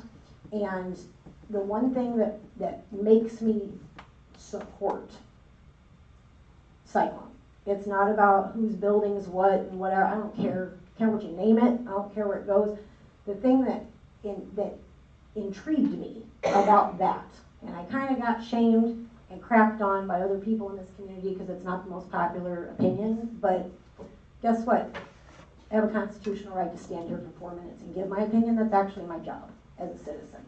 And I'm glad to be here. There's 100 people online that have opinions, didn't show up here tonight. So you snooze, you lose. We don't have a parks budget. And it is, unless I was told wrong, and please feel free to, if you're going to go, I am totally in support of waiting 30 days and actually getting all the facts and figures. I am not saying that I don't support that. But what I am saying is, we have a professional architect. None of us are professional architects who's given a recommendation based on looking at data, and that is literally their job. So I would not going to say I blindly trust everybody, but I'm going to give some weight to that. Number 2, there is a municipal grant that I was told when I called the village to ask about what the cost comparison, before the cost comparison came out. And there is a municipal grant that would cover up to 55% of the cost if it is done in the village. Yeah. Don't quote me, you guys go find it out. That's what we pay you the big $25 a meeting for, okay? So my point here is I was told, and if I am wrong, I will happily rescind this statement. I was told that the median income of the township is higher than the median income of the village, which is true, and that prevents, again, please go find out, the grant to cover the cost of rehabbing a park, giving this community an additional space, because we don't, Miss Everly is right, we don't have a lot of money in the village to just piddle away. But you know who else doesn't have a lot of money to piddle away? Me. And 13% of the population that live in this village, and we use those parks. We need healthy things to do for mental health, for physical activity, and it has to stay a park. It has a legacy clause. So if we have an opportunity to take a dilapidated building that, again, the village told me it would cost 60 grand to demo the building. So let's take that into consideration down the line. If we can take that building and make it into something, even if it costs a little extra down the line or grants or whatever, we have to meet at the police station, so what? They did it for years. My point is, if we can get a park out of this deal, a building not looking like an eyesore, bring up property value, and get the state to pay for up to half of it, Why are we having this conversation? I don't even understand when it comes to the money. I do understand that from that survey, which I did think was less than delightful to read and participate in, but I did. I do think that most of the community want everyone under one roof. I understand that, but you can't have everything. The rest of the survey did not reflect Motion those to give answers. Kristen Watt 2 more minutes. Support. Support. We have motion and support to extend Ms. Watt's time by 4 minutes. Ms. Bigger, roll call vote, I please. said 2. Oh, 2, excuse me. I got it. Are we done? Do I go? No, we can't. Okay. Yeah. Do a roll call. Okay. Thank you. Brandon. Yes. Harrington. Yes. Kinnaman. Yes. Tyre. Yes. Perkins. Yes. Musgrave. Yes. Delaney. Yes. Motion carries. I want to point out that the entire village council voted to let me talk more. Put that on your calendar. Yeah, I know, 2 minutes. Here we go. I am at the end. My point is, look, y'all have a thankless job. You're not going to make everyone in this room happy. You're not going to make everyone out in the community happy. You can't win. I'm a King Solomon. Cut that baby in half. Figure it out. Figure out a way to make the most sense. So I do understand. The township has a great idea. They bought this building, whatever. They want to make a community center. Great. I'll go to it. We have a crappy park over here and no money to fix it, but we have a creative solution of a potential grant that will cover half the frickin' cost. I don't understand, at least, even if you choose the township over the Cyclone, whatever choice you make, I am kind of sick of being personally, and probably other people who share my opinion, shamed for thinking it's a stupid idea. Because I don't think it's stupid. I think either way, whatever. I'll pay my water bill wherever you tell me to go. But what I am telling you is, no one's talking about that grant. And I know that we can't apply for it until we have the details. But there is a grant for it. And we can't use that grant if we rehab the township. So we're talking about our every last penny we have, great. But there's opportunity for free money out there, and that is fiscally responsible. So whether you choose it or not, I'm just tired of being treated like I'm stupid, not by you, but other people in this community about it. And because I don't own a home and I rent, somehow I don't get a say. I don't know. There's been some weird stuff that's gone on outside. I'm sure you've all seen Facebook. So my point is, either way the cookie crumbles, it could be beneficial for everybody. But I do want people, if you're going to go into negotiations, to get the information about that municipal building grant and then really have all the facts and make an educated decision. I do support 30 days to go and look into all of that. Thank you. Thank you, Ms. Watt.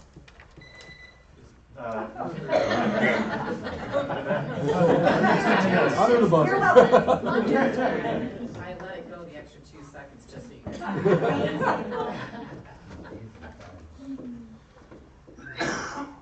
Thank you, Council. Ryan Matson, 15091 Western Valley.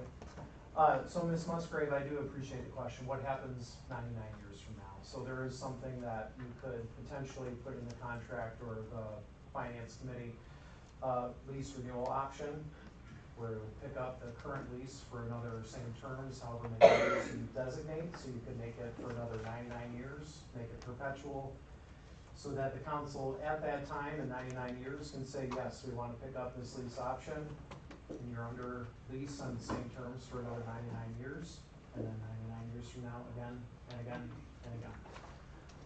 So you can keep renewing the same terms, so long as that lease option is in the lease. Something that Mr. Walker touched on, yes, he mentioned that years down the line, we could be looking at a 10,000 square foot building. It's going to cost us $5 million. My comment at that meeting was not that his pricing was too high, but how a 10,000 square foot building down the line at the municipal complex is going to cost us $5 million, but a 5,000 square foot rehab addition at the village is going to only cost us $580,000. So the math doesn't math. A 5,000 square foot building, according to his math, would be $2.5 million. 5,000, he's talking 10,000 square feet years down the line. So it's not necessarily that I thought his bid was too high, it's that this 580,000 is far too low. In residential real estate for a rehab, you're looking at $200 a square foot right now. That's residential. Commercial is far higher. Far higher. So if you're looking at a $750,000 rehab plus another 700 to 1,000 square feet build out just to get us to the recommended square footage we needed, you're probably looking at $1 million project plus for commercial real estate. So I just wanted to make sure that designation and correction was made. The other thing I find interesting, where there's a lot of praise and ideas like, yes, we want to rehab Cyclone Park and we need to do something with this park, like, where has the urgency been around that previously? All of a sudden now, we have a need to get into a building, this looks like a great option, huzzah, let's do this. But if we have the funds now for this building, why haven't we utilized these funds to do something with the park previous? So, at all appearances, it just really seems at face value that there are a lot of things being said to diminish or, what's the word I'm looking for?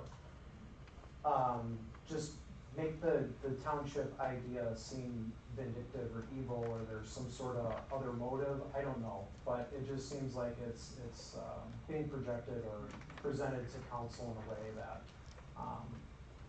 is subjective. So I hope that you all look at the numbers and look at everything objectively. And Mr. President, I want to thank you for putting both the lease option, potential lease option of the township and the recommendation of the Cyclone Park on the agenda. I think it was important to touch on both points.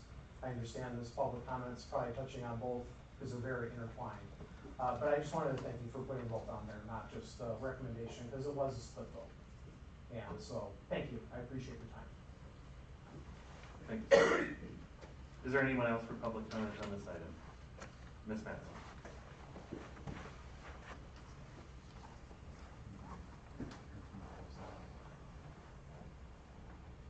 Anna Matson, 1509 Western Valley. I really encourage you guys to lean on your community. We have a very diverse community in terms of professions and income and all the things. And I think we can all agree we all don't know everything. So lean on people that know different things than you do. I, for one, do data analytics. That is my background.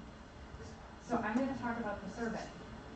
I believe that the survey is one of two most important things that you guys should be considering in your decisions. Not because this was a great survey, because the public opinion is what should be driving you guys. The second thing is finances, of course. I mean, how do you do any project without talking about finances?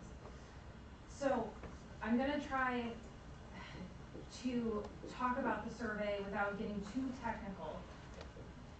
If I was to present a survey to you guys, I would never hand this to you and say, here's the results. There's a reason why. The survey is to collect enough data, a sample size, to represent the entire population, the village. So we have about 6,000 residents.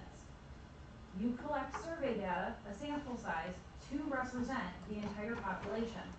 In doing so, there is going to be some discrepancy, no matter what. Unless you actually go and survey everyone every single person in the village, there's going to be some margin of error. That's the term we use. I did the math for our sample size. We have about a 4.5% margin of error. When you look at the results, question 2, for example, or let's do 3 because it's simple. So question 3, it says yes is 51%. So you guys might look at that and be like, okay, yes, most people said yes to that. What it actually means is you have a 4.5% margin of error. So you have to subtract 4.5 and add it, and your real results, if you actually collected information from the entire village, would lie between the negative and the positive 4.5. So that means it actually could be 46.5%. That's why we do this, and that's why we do this analysis. So I would say to you guys, without getting through every single question, the only question that has any kind of statistically significant information is the first one. Let's look at the first one. Would you prefer the village to invest money to fix up a building property they own or spend the money on a building they are leasing from someone else? I encourage you guys, go to an apartment complex and ask everyone there, would you rather rent or own? Yeah. What do you think people are gonna tell you? They would rather own. Let me ask you this, why don't they? Probably because of finances, credit, whatever, economy, whatever it is. There are forces that may make you not be able to do the things you want to do. I already know, talking with staff, that it will be on the ballot, it will be tried to be on the ballot to increase our taxes for a fire truck we can't afford. That means we don't have money, but yet we want to go in after these other projects. So please consider that. And also, there is no proof of the cost of this project. You have an architect that is giving you an estimate. An architect is not a builder. They are two different things. I would like to speak 2 more. minutes? Is that a motion? That's the motion. I'll support. Motion and support. Ms. Figure, roll call vote, please. Brandon, No. Harrington, Yes. Kinnaman, Yes. Tyre, Yes. Perkins, Yes. Musgrave, No. Delaney. No, but I believe that Motion the motion carried. carries. There is nothing stopping you guys from sending out an RFP for both projects and looking at the actual cost that builders are going to give you. Architects make blueprints. Builders, project managers, they're the ones actually sourcing the material and actually doing the work and hiring all the laborers. Architects always come under. So we have no proof of an actual estimate on how much this is actually gonna cost. And honestly, I really think this is like play on ignorance. We don't want the figures in front of us because I bet that if I were to guess, the township is gonna cost less to rehab than the Cyclone building. And we don't want those facts in front of us because we wanna force our hands, the taxpayers' hands. So I encourage you, listen to your taxpayers on what their opinion is. And by the way, this is not a good enough sample size either, the people in this room. Go out to your community, actually hire Roe to do an actual survey that you can actually trust the results. Please, thank you. Thank you very much. Yes. Yes, sir. Mr. Marks, yes.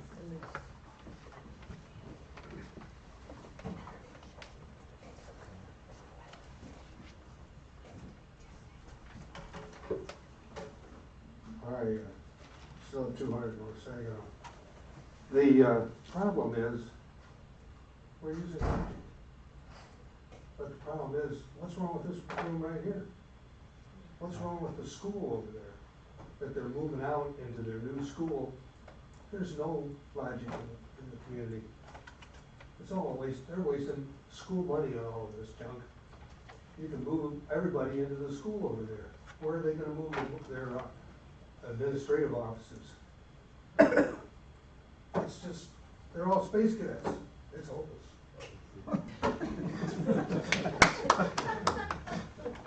Thank you, sir. Mr. Hoffman, yes. Thank you very much. I first want to commend Richard for bringing this suggestion forward about open negotiations with the township. I appreciate Ryan putting it on the agenda, and Amber and Paul for their common sense comments. I think the vote on this should be unanimous because you don't know it unless you study it. But I think our guiding principle should always be, as elected officials, appointed officials, what is best for the taxpayers. And I think that what's best for the taxpayers is to be located in one location. We'd have the economies of scale, we'd share our costs, and there's been a lot of discussion about renting for 99 years. I think the better solution might be, why don't you go in partners with them, condo that property, whatever the township owns, that's their share of the condo and their share of the associations and the costs, and the village could also own it, because I think you should own it, I don't think you should rent, but you could be in the same complex, you provide better service to the taxpayers, and I think you guys would all look like heroes, and I think this vote should be unanimous tonight to buy 30 more days to actually sit down and negotiate and iron it out, but the condo might be the answer. Thank you, sir. Is there any further public comment on this item?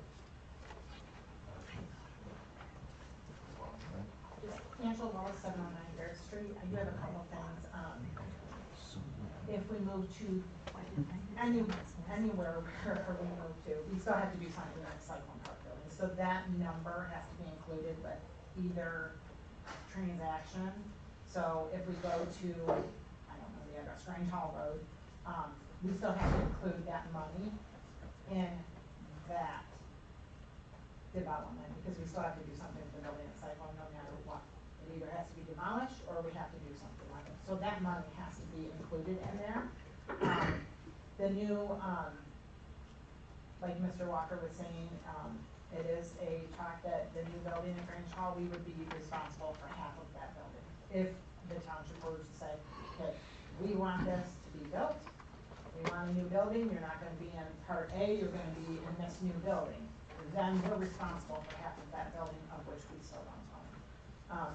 If we do lease the building, we're still responsible. The roof leaks, we put on a new roof.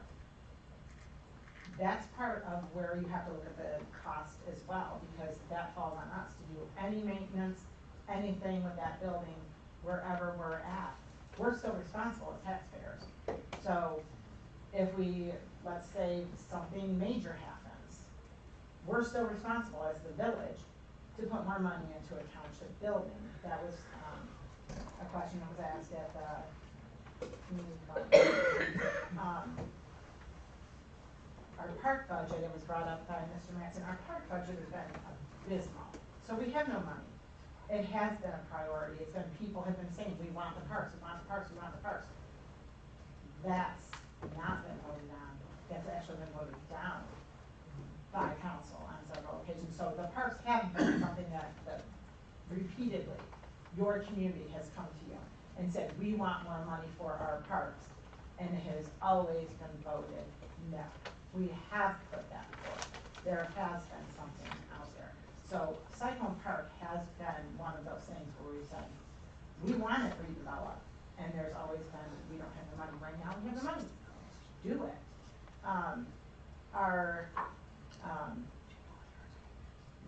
The part that I was kind of confused with at the last meeting and at this meeting is the survey results. The survey results were also brought to you tonight, and it was stated that it doesn't matter or I don't have an opinion. Those were lumped into the Grange Hall. That cannot be. You don't automatically get to put it in one way or the other. That yes, it is for Cyclone. No, it isn't. It doesn't matter. That automatically takes those numbers out of there. You can't lump it with the I want to go to Grange Hall. That's not fair. That's not equal. And it shouldn't be lumped in with the Cyclone. It shouldn't be lumped in with the Grange Hall. Those numbers absolutely have to be taken out of there. Because you don't automatically say, oh, because somebody says it doesn't matter, it automatically goes to Grange Hall. That's baloney. Also, I did receive this email from the middle school, just because it was talked about that we weren't sure when they were starting developing, it would be soon. And it says in an email from Mr. Curl from the middle school, this is an exciting week for Holly Area School District. This Thursday, which would be 2 days from now, Holly Area Schools will be hosting groundbreaking ceremonies at Carl Richter campus for the construction of the new Holly Middle School. So we're talking construction starts in 2 days. So this time is of the essence. So I do agree, if you're going to do that, it has to be kept for 30 days. That's all I have to say. Thank you. Thank you. Is there anyone else for public comment on this item? Mr. Collins, yes.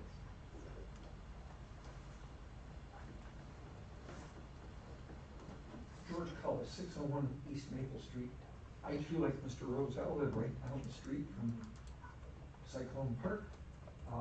That building is down behind the homes. That means you're gonna have to put a neon sign somewhere by the road with a flashing sign. Don't know how excited the neighborhood would be about that. That's one thought. I did wanna comment, the architect had mentioned earlier that with Cyclone Park, you're gonna have time to order air conditioners and furnaces and electrical. Keep in mind that the property on Grange Hall already has furnaces, air conditioning, electrical. It was just built in 2017, so it's all newer facilities. I do know that Mr. Kinnaman and Mr. Delaney have been in that building as the township supervisor. And Debbie, okay. For the rest of you, if you're interested in seeing the building, let me know. We can get you in there so you can walk around.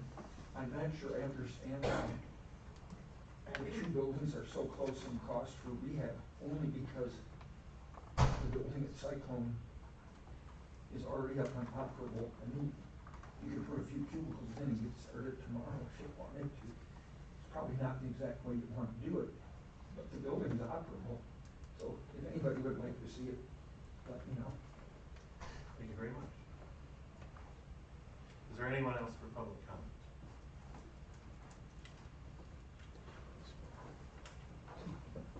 I want to be clear before we proceed to a vote. It's my understanding that a yes vote on item number 1 would render item number 2, consideration of the approval of council action request to accept the Community Development Committee's recommendation to move village offices to Cyclone Park. That would be rendered moot by a yes vote on item number 1. That's how I see it. Okay. Yes. All right. And Table it? that would, Basically, we have no action. If that was the vote on number 1, if you just took no action on number 2, then there'd just be no action on it. or were you asking Ms. Musgrave about tabling item number 1? Tabling item number 2. Oh, okay. Until after the 30 days, if that's what council votes for. Well, that was the other option, which was proposed, I believe, by Mr. DeSessa, would be an additional friendly motion, or a friendly amendment rather, to say if a sample contract cannot be produced within that 30-day time frame, well, before the date was set of October 2nd, that we would go with Cyclone Park. I'd like to recommend keeping those motions separate, please. Okay. I believe that overcomplicating it could lead us to follow that we're not thinking of. Okay. I agree. Great. Are we ready for a vote? Ms. Bigger, roll call vote, please. Harrington. No action. Can you read the motion? Yeah, read them. I agree with it. Read the motion. Yeah, the motion is to approve the council action request to authorize the finance committee and the village manager to meet with a committee from Holly Township to negotiate a sample contract if the village offices were to relocate to 4092 Grange Hall Road location, but no later than October 2nd. Okay, do we want them to meet no later than October 2nd, or do we No, want sample an document. actual presentation? Turn in a by sample October 2nd? document. Okay. Yeah. Turn in a sample document.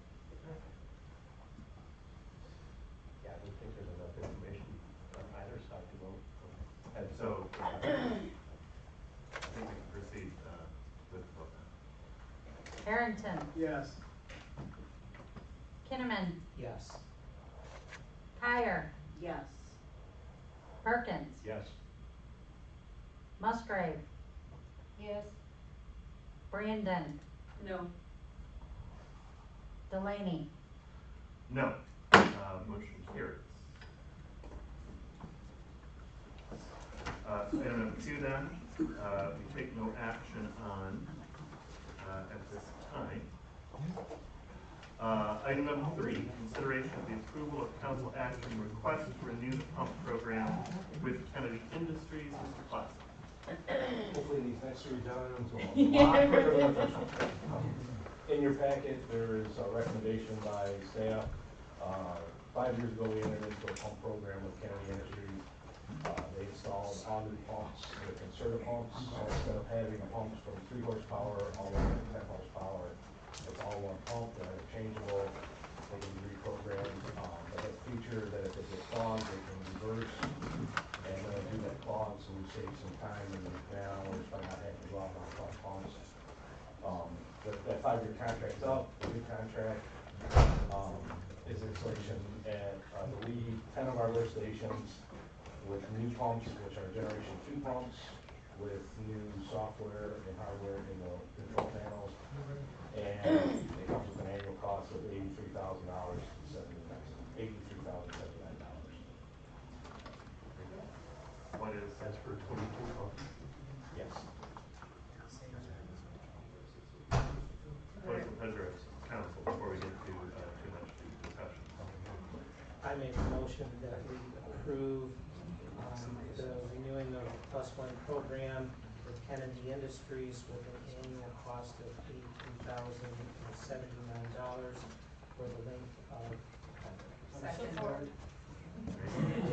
Support by Brandon, to approve the council action request, council discussion, and/or questions for Mrs. Clausen. Were any other places besides Kennedy Industries considered? Should they be? Kennedy is the only one that my understanding is currently running this type of program. There's a couple other vendors that are trying to mirror this program, but they're not at the level that Kennedy is at. Thanks so much.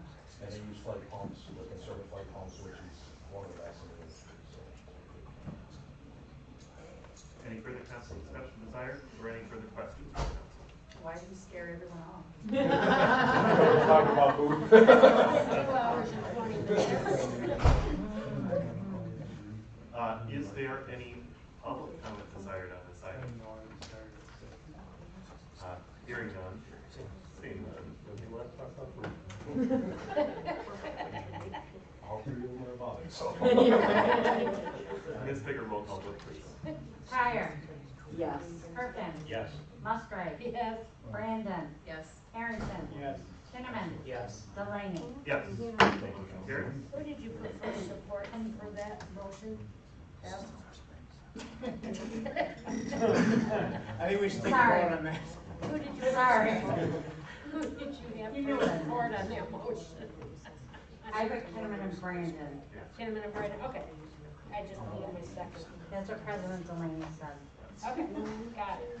Item number 4, consideration of the approval of council action request to contract road professional services for the survey and design and construction administration of the Apollo Street lift station replacement. Yes, during budget, we talked about this. Apollo is one of our 13 lift stations. The village wisely spent $1 back in the 80s to receive this lift station from a private owner. So the lift station is quite older than that. It's currently running on 1 pump because we did authorize improvements to the rail system a couple years ago, and the rail system has nothing to attach to, so 1 pump will not seep in the bottom of the well. So it needs to be replaced. Kennedy Industries is going to offer up a design that they have a sort of like a plug-and-play lift station, but Roe has talked to them about it, but we're going to go off the contract and make sure if there's anybody else that has something similar, that they can also offer us a price on that. So it's a very small postage area to put this in, so there's going to be maybe some dewatering or bypassing in there. So that's why Roe is going to provide all this information for us, so we make sure we get it done right and it lasts for the next 50, 60 years. What's the Apollo station at? Right behind McDonald's. It's actually on a lot in the mobile home community. It was part of the mobile home community. Oh, okay. And they sold it to us for $1 in the meetings, so. Yep. Before they were bought out by what is now some communities. What is the pleasure of council? I'll make the motion that, we provide or request the contract and grow professional services for the surveying, design, and construction administration of the Apollo Street lift station replacement. Not to exceed the amount of, thank you, $68K. I'll second. Motion by Musgrave, support by Brandon to approve council action request. Is there any further discussion desired or questions from Mr. Claus?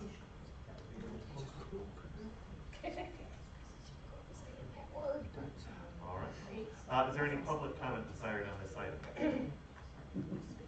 Hearing none, seeing none. Ms. Bigger, roll call vote, please. Perkins. Yes. Musgrave. Yes. Brandon. Yes. Harrington. Yes. Kinnaman. Yes. Tyre. Yes. Delaney. Yes. Thank you. Motion carried. Brian, aren't you glad that yours are non-controversial?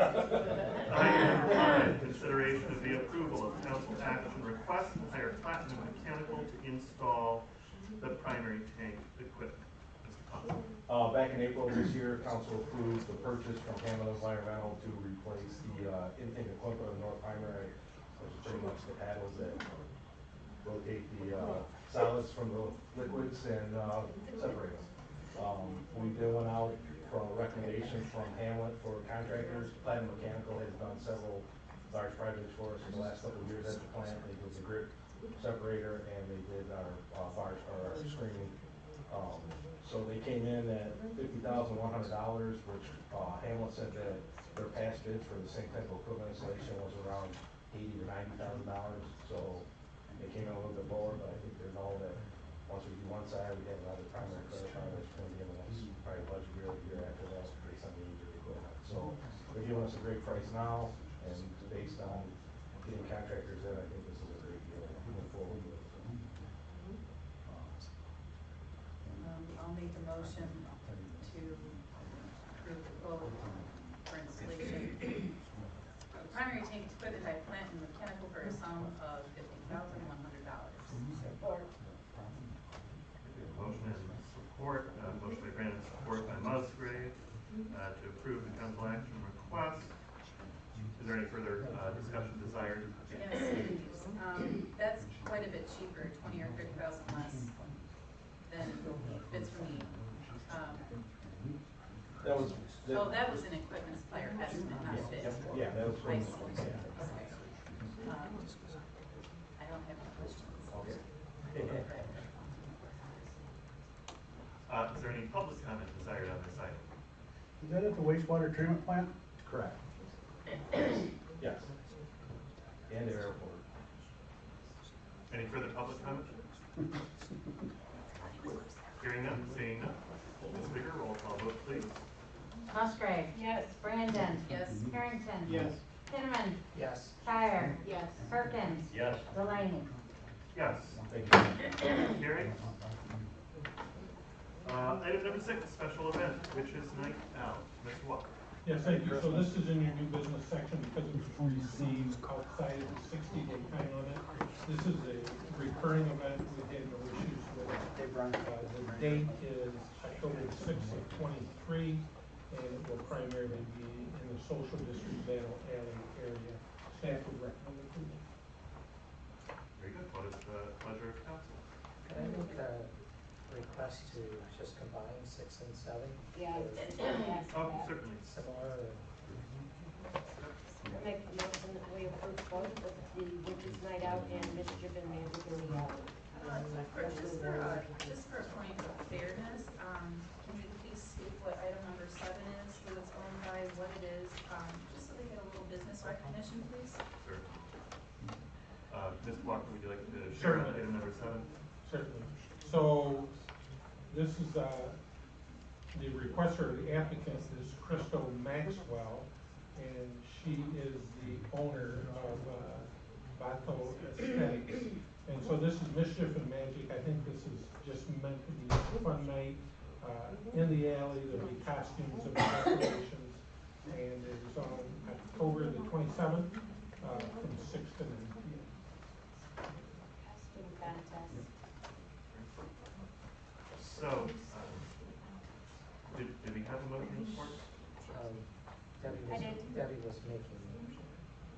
So, Motion by Musgrave, support by Kinman, to approve both of these special events.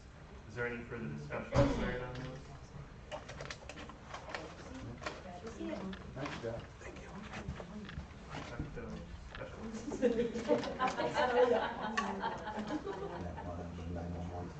Is there any public comment? Desired? For the witches, correct? Oh, great award. Yes, Jim Costola, 207 North Saginaw. We had issues with the witches in a parade. I'm not sure if you're aware of this, but they were actually soliciting children for their brew. So just be aware of that. They are on the hunt for kids. Keep them locked up. Don't let them nearby. They may eat them. Thank you. Better let that one out of your sight. I'm calling your wife later about that. Ms. Bigger, roll call. Harrington. Yes. Kinnaman. Yes. Tyre. Yes. Perkins. Yes. Musgrave. Yes. Brandon. Yes. Delaney. Yes. Motion carries. Reports. Mr. Walker. No report. Mr. Gilman. None for me. Thank you from you. Ms. Bigger. No, I guess I'll bring. Hey, no report. Board and commission updates and council comments. No, we called it. So Ms. Hack. Yes, so first, I did notice, even though you didn't talk about it, Mr. Walker, in your report, Mr. McGee will be retiring, and I just wanted to thank you for your service. Thank you. Oh my God, I no. appreciate it.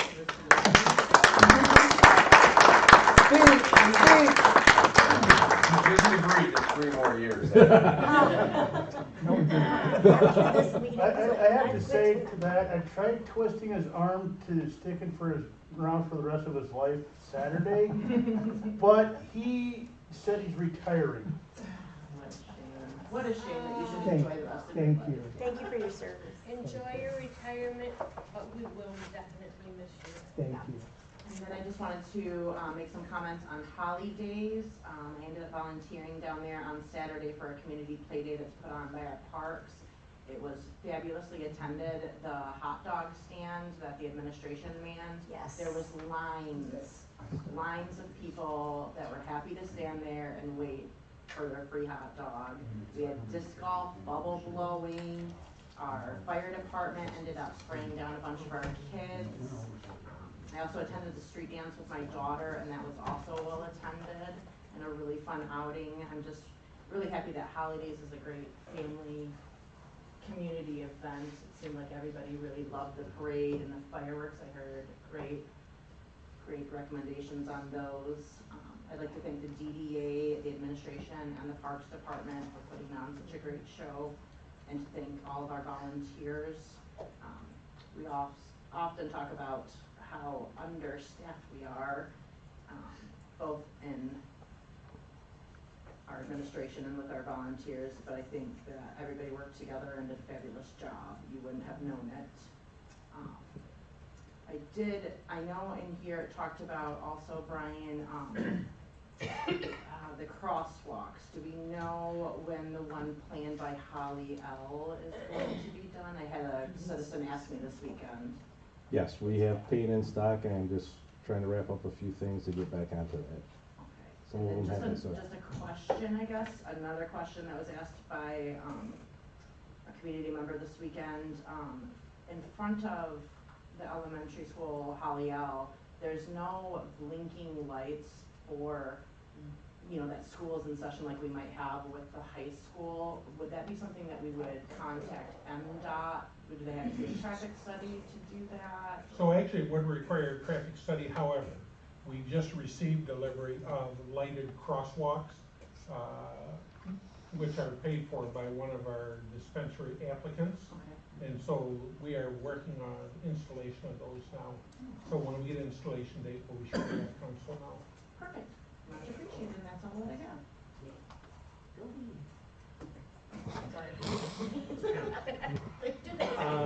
Planning Commission has not met for the second month in a row. It sounds like we do have something coming up for this month. Just tagging on to the questions about Holly L. I noticed that there's no speed change in that area, the school. It's got a 30-mile-per-hour sign right in front of the school.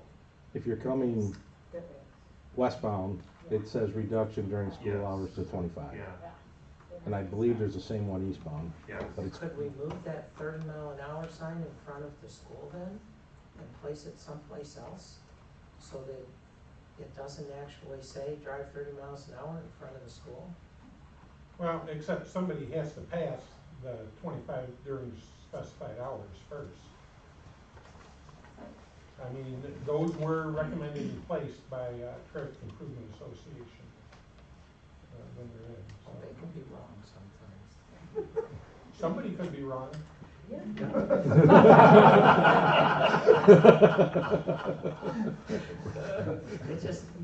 It's one of those comments that I've had, and when I was driving by, I was looking at it, and I'm going, you get there in front of the school, and you've seen something that says 25 miles an hour during school, half a block back.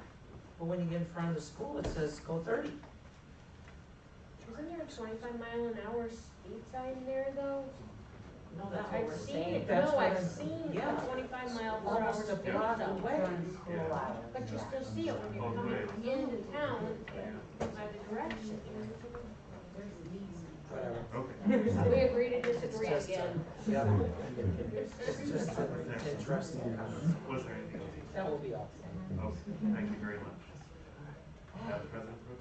Thank you, Mr. President. The Holly Township Library strategic plan is moving forward. We've had lots of community input. For the American Legion, there is a Patriots Ball this Saturday, 6 to 11. And if you haven't purchased tickets yet, sales are closed for dinner, but you can show up at 8, dress up, $10 at the door for music and dancing. Support your local vets. I wanted to touch back on boho aesthetics real quick. Kristen Maxwell made a beautiful Facebook post. It was really eye-catching. I don't know if she organized the event or not, but Battle Alley is going to be dressed up as Diagon Alley. And this post is record-breaking in our group outside of tragedies. So it's had about 100,000 views. So that turnout for the trick-or-treating event, and then that evening she's having costume contests and all of that now should be pretty incredible, and I hope you check it out. Great. Mr. Perkins? I have nothing. Ms. Musgrave? Community development has already been discussed. Harry? I wasn't able to attend the meeting to Haya, and but I did get a chance to walk this Saturday during holidays in the parade with Haya, and showed support. It was a very, very nice day, as she was talking about. Very good, thank you very much. I have nothing to add. Thank you, everyone, for your hard work and your patience. Meeting is adjourned. Have a good evening. I'm sure I do too.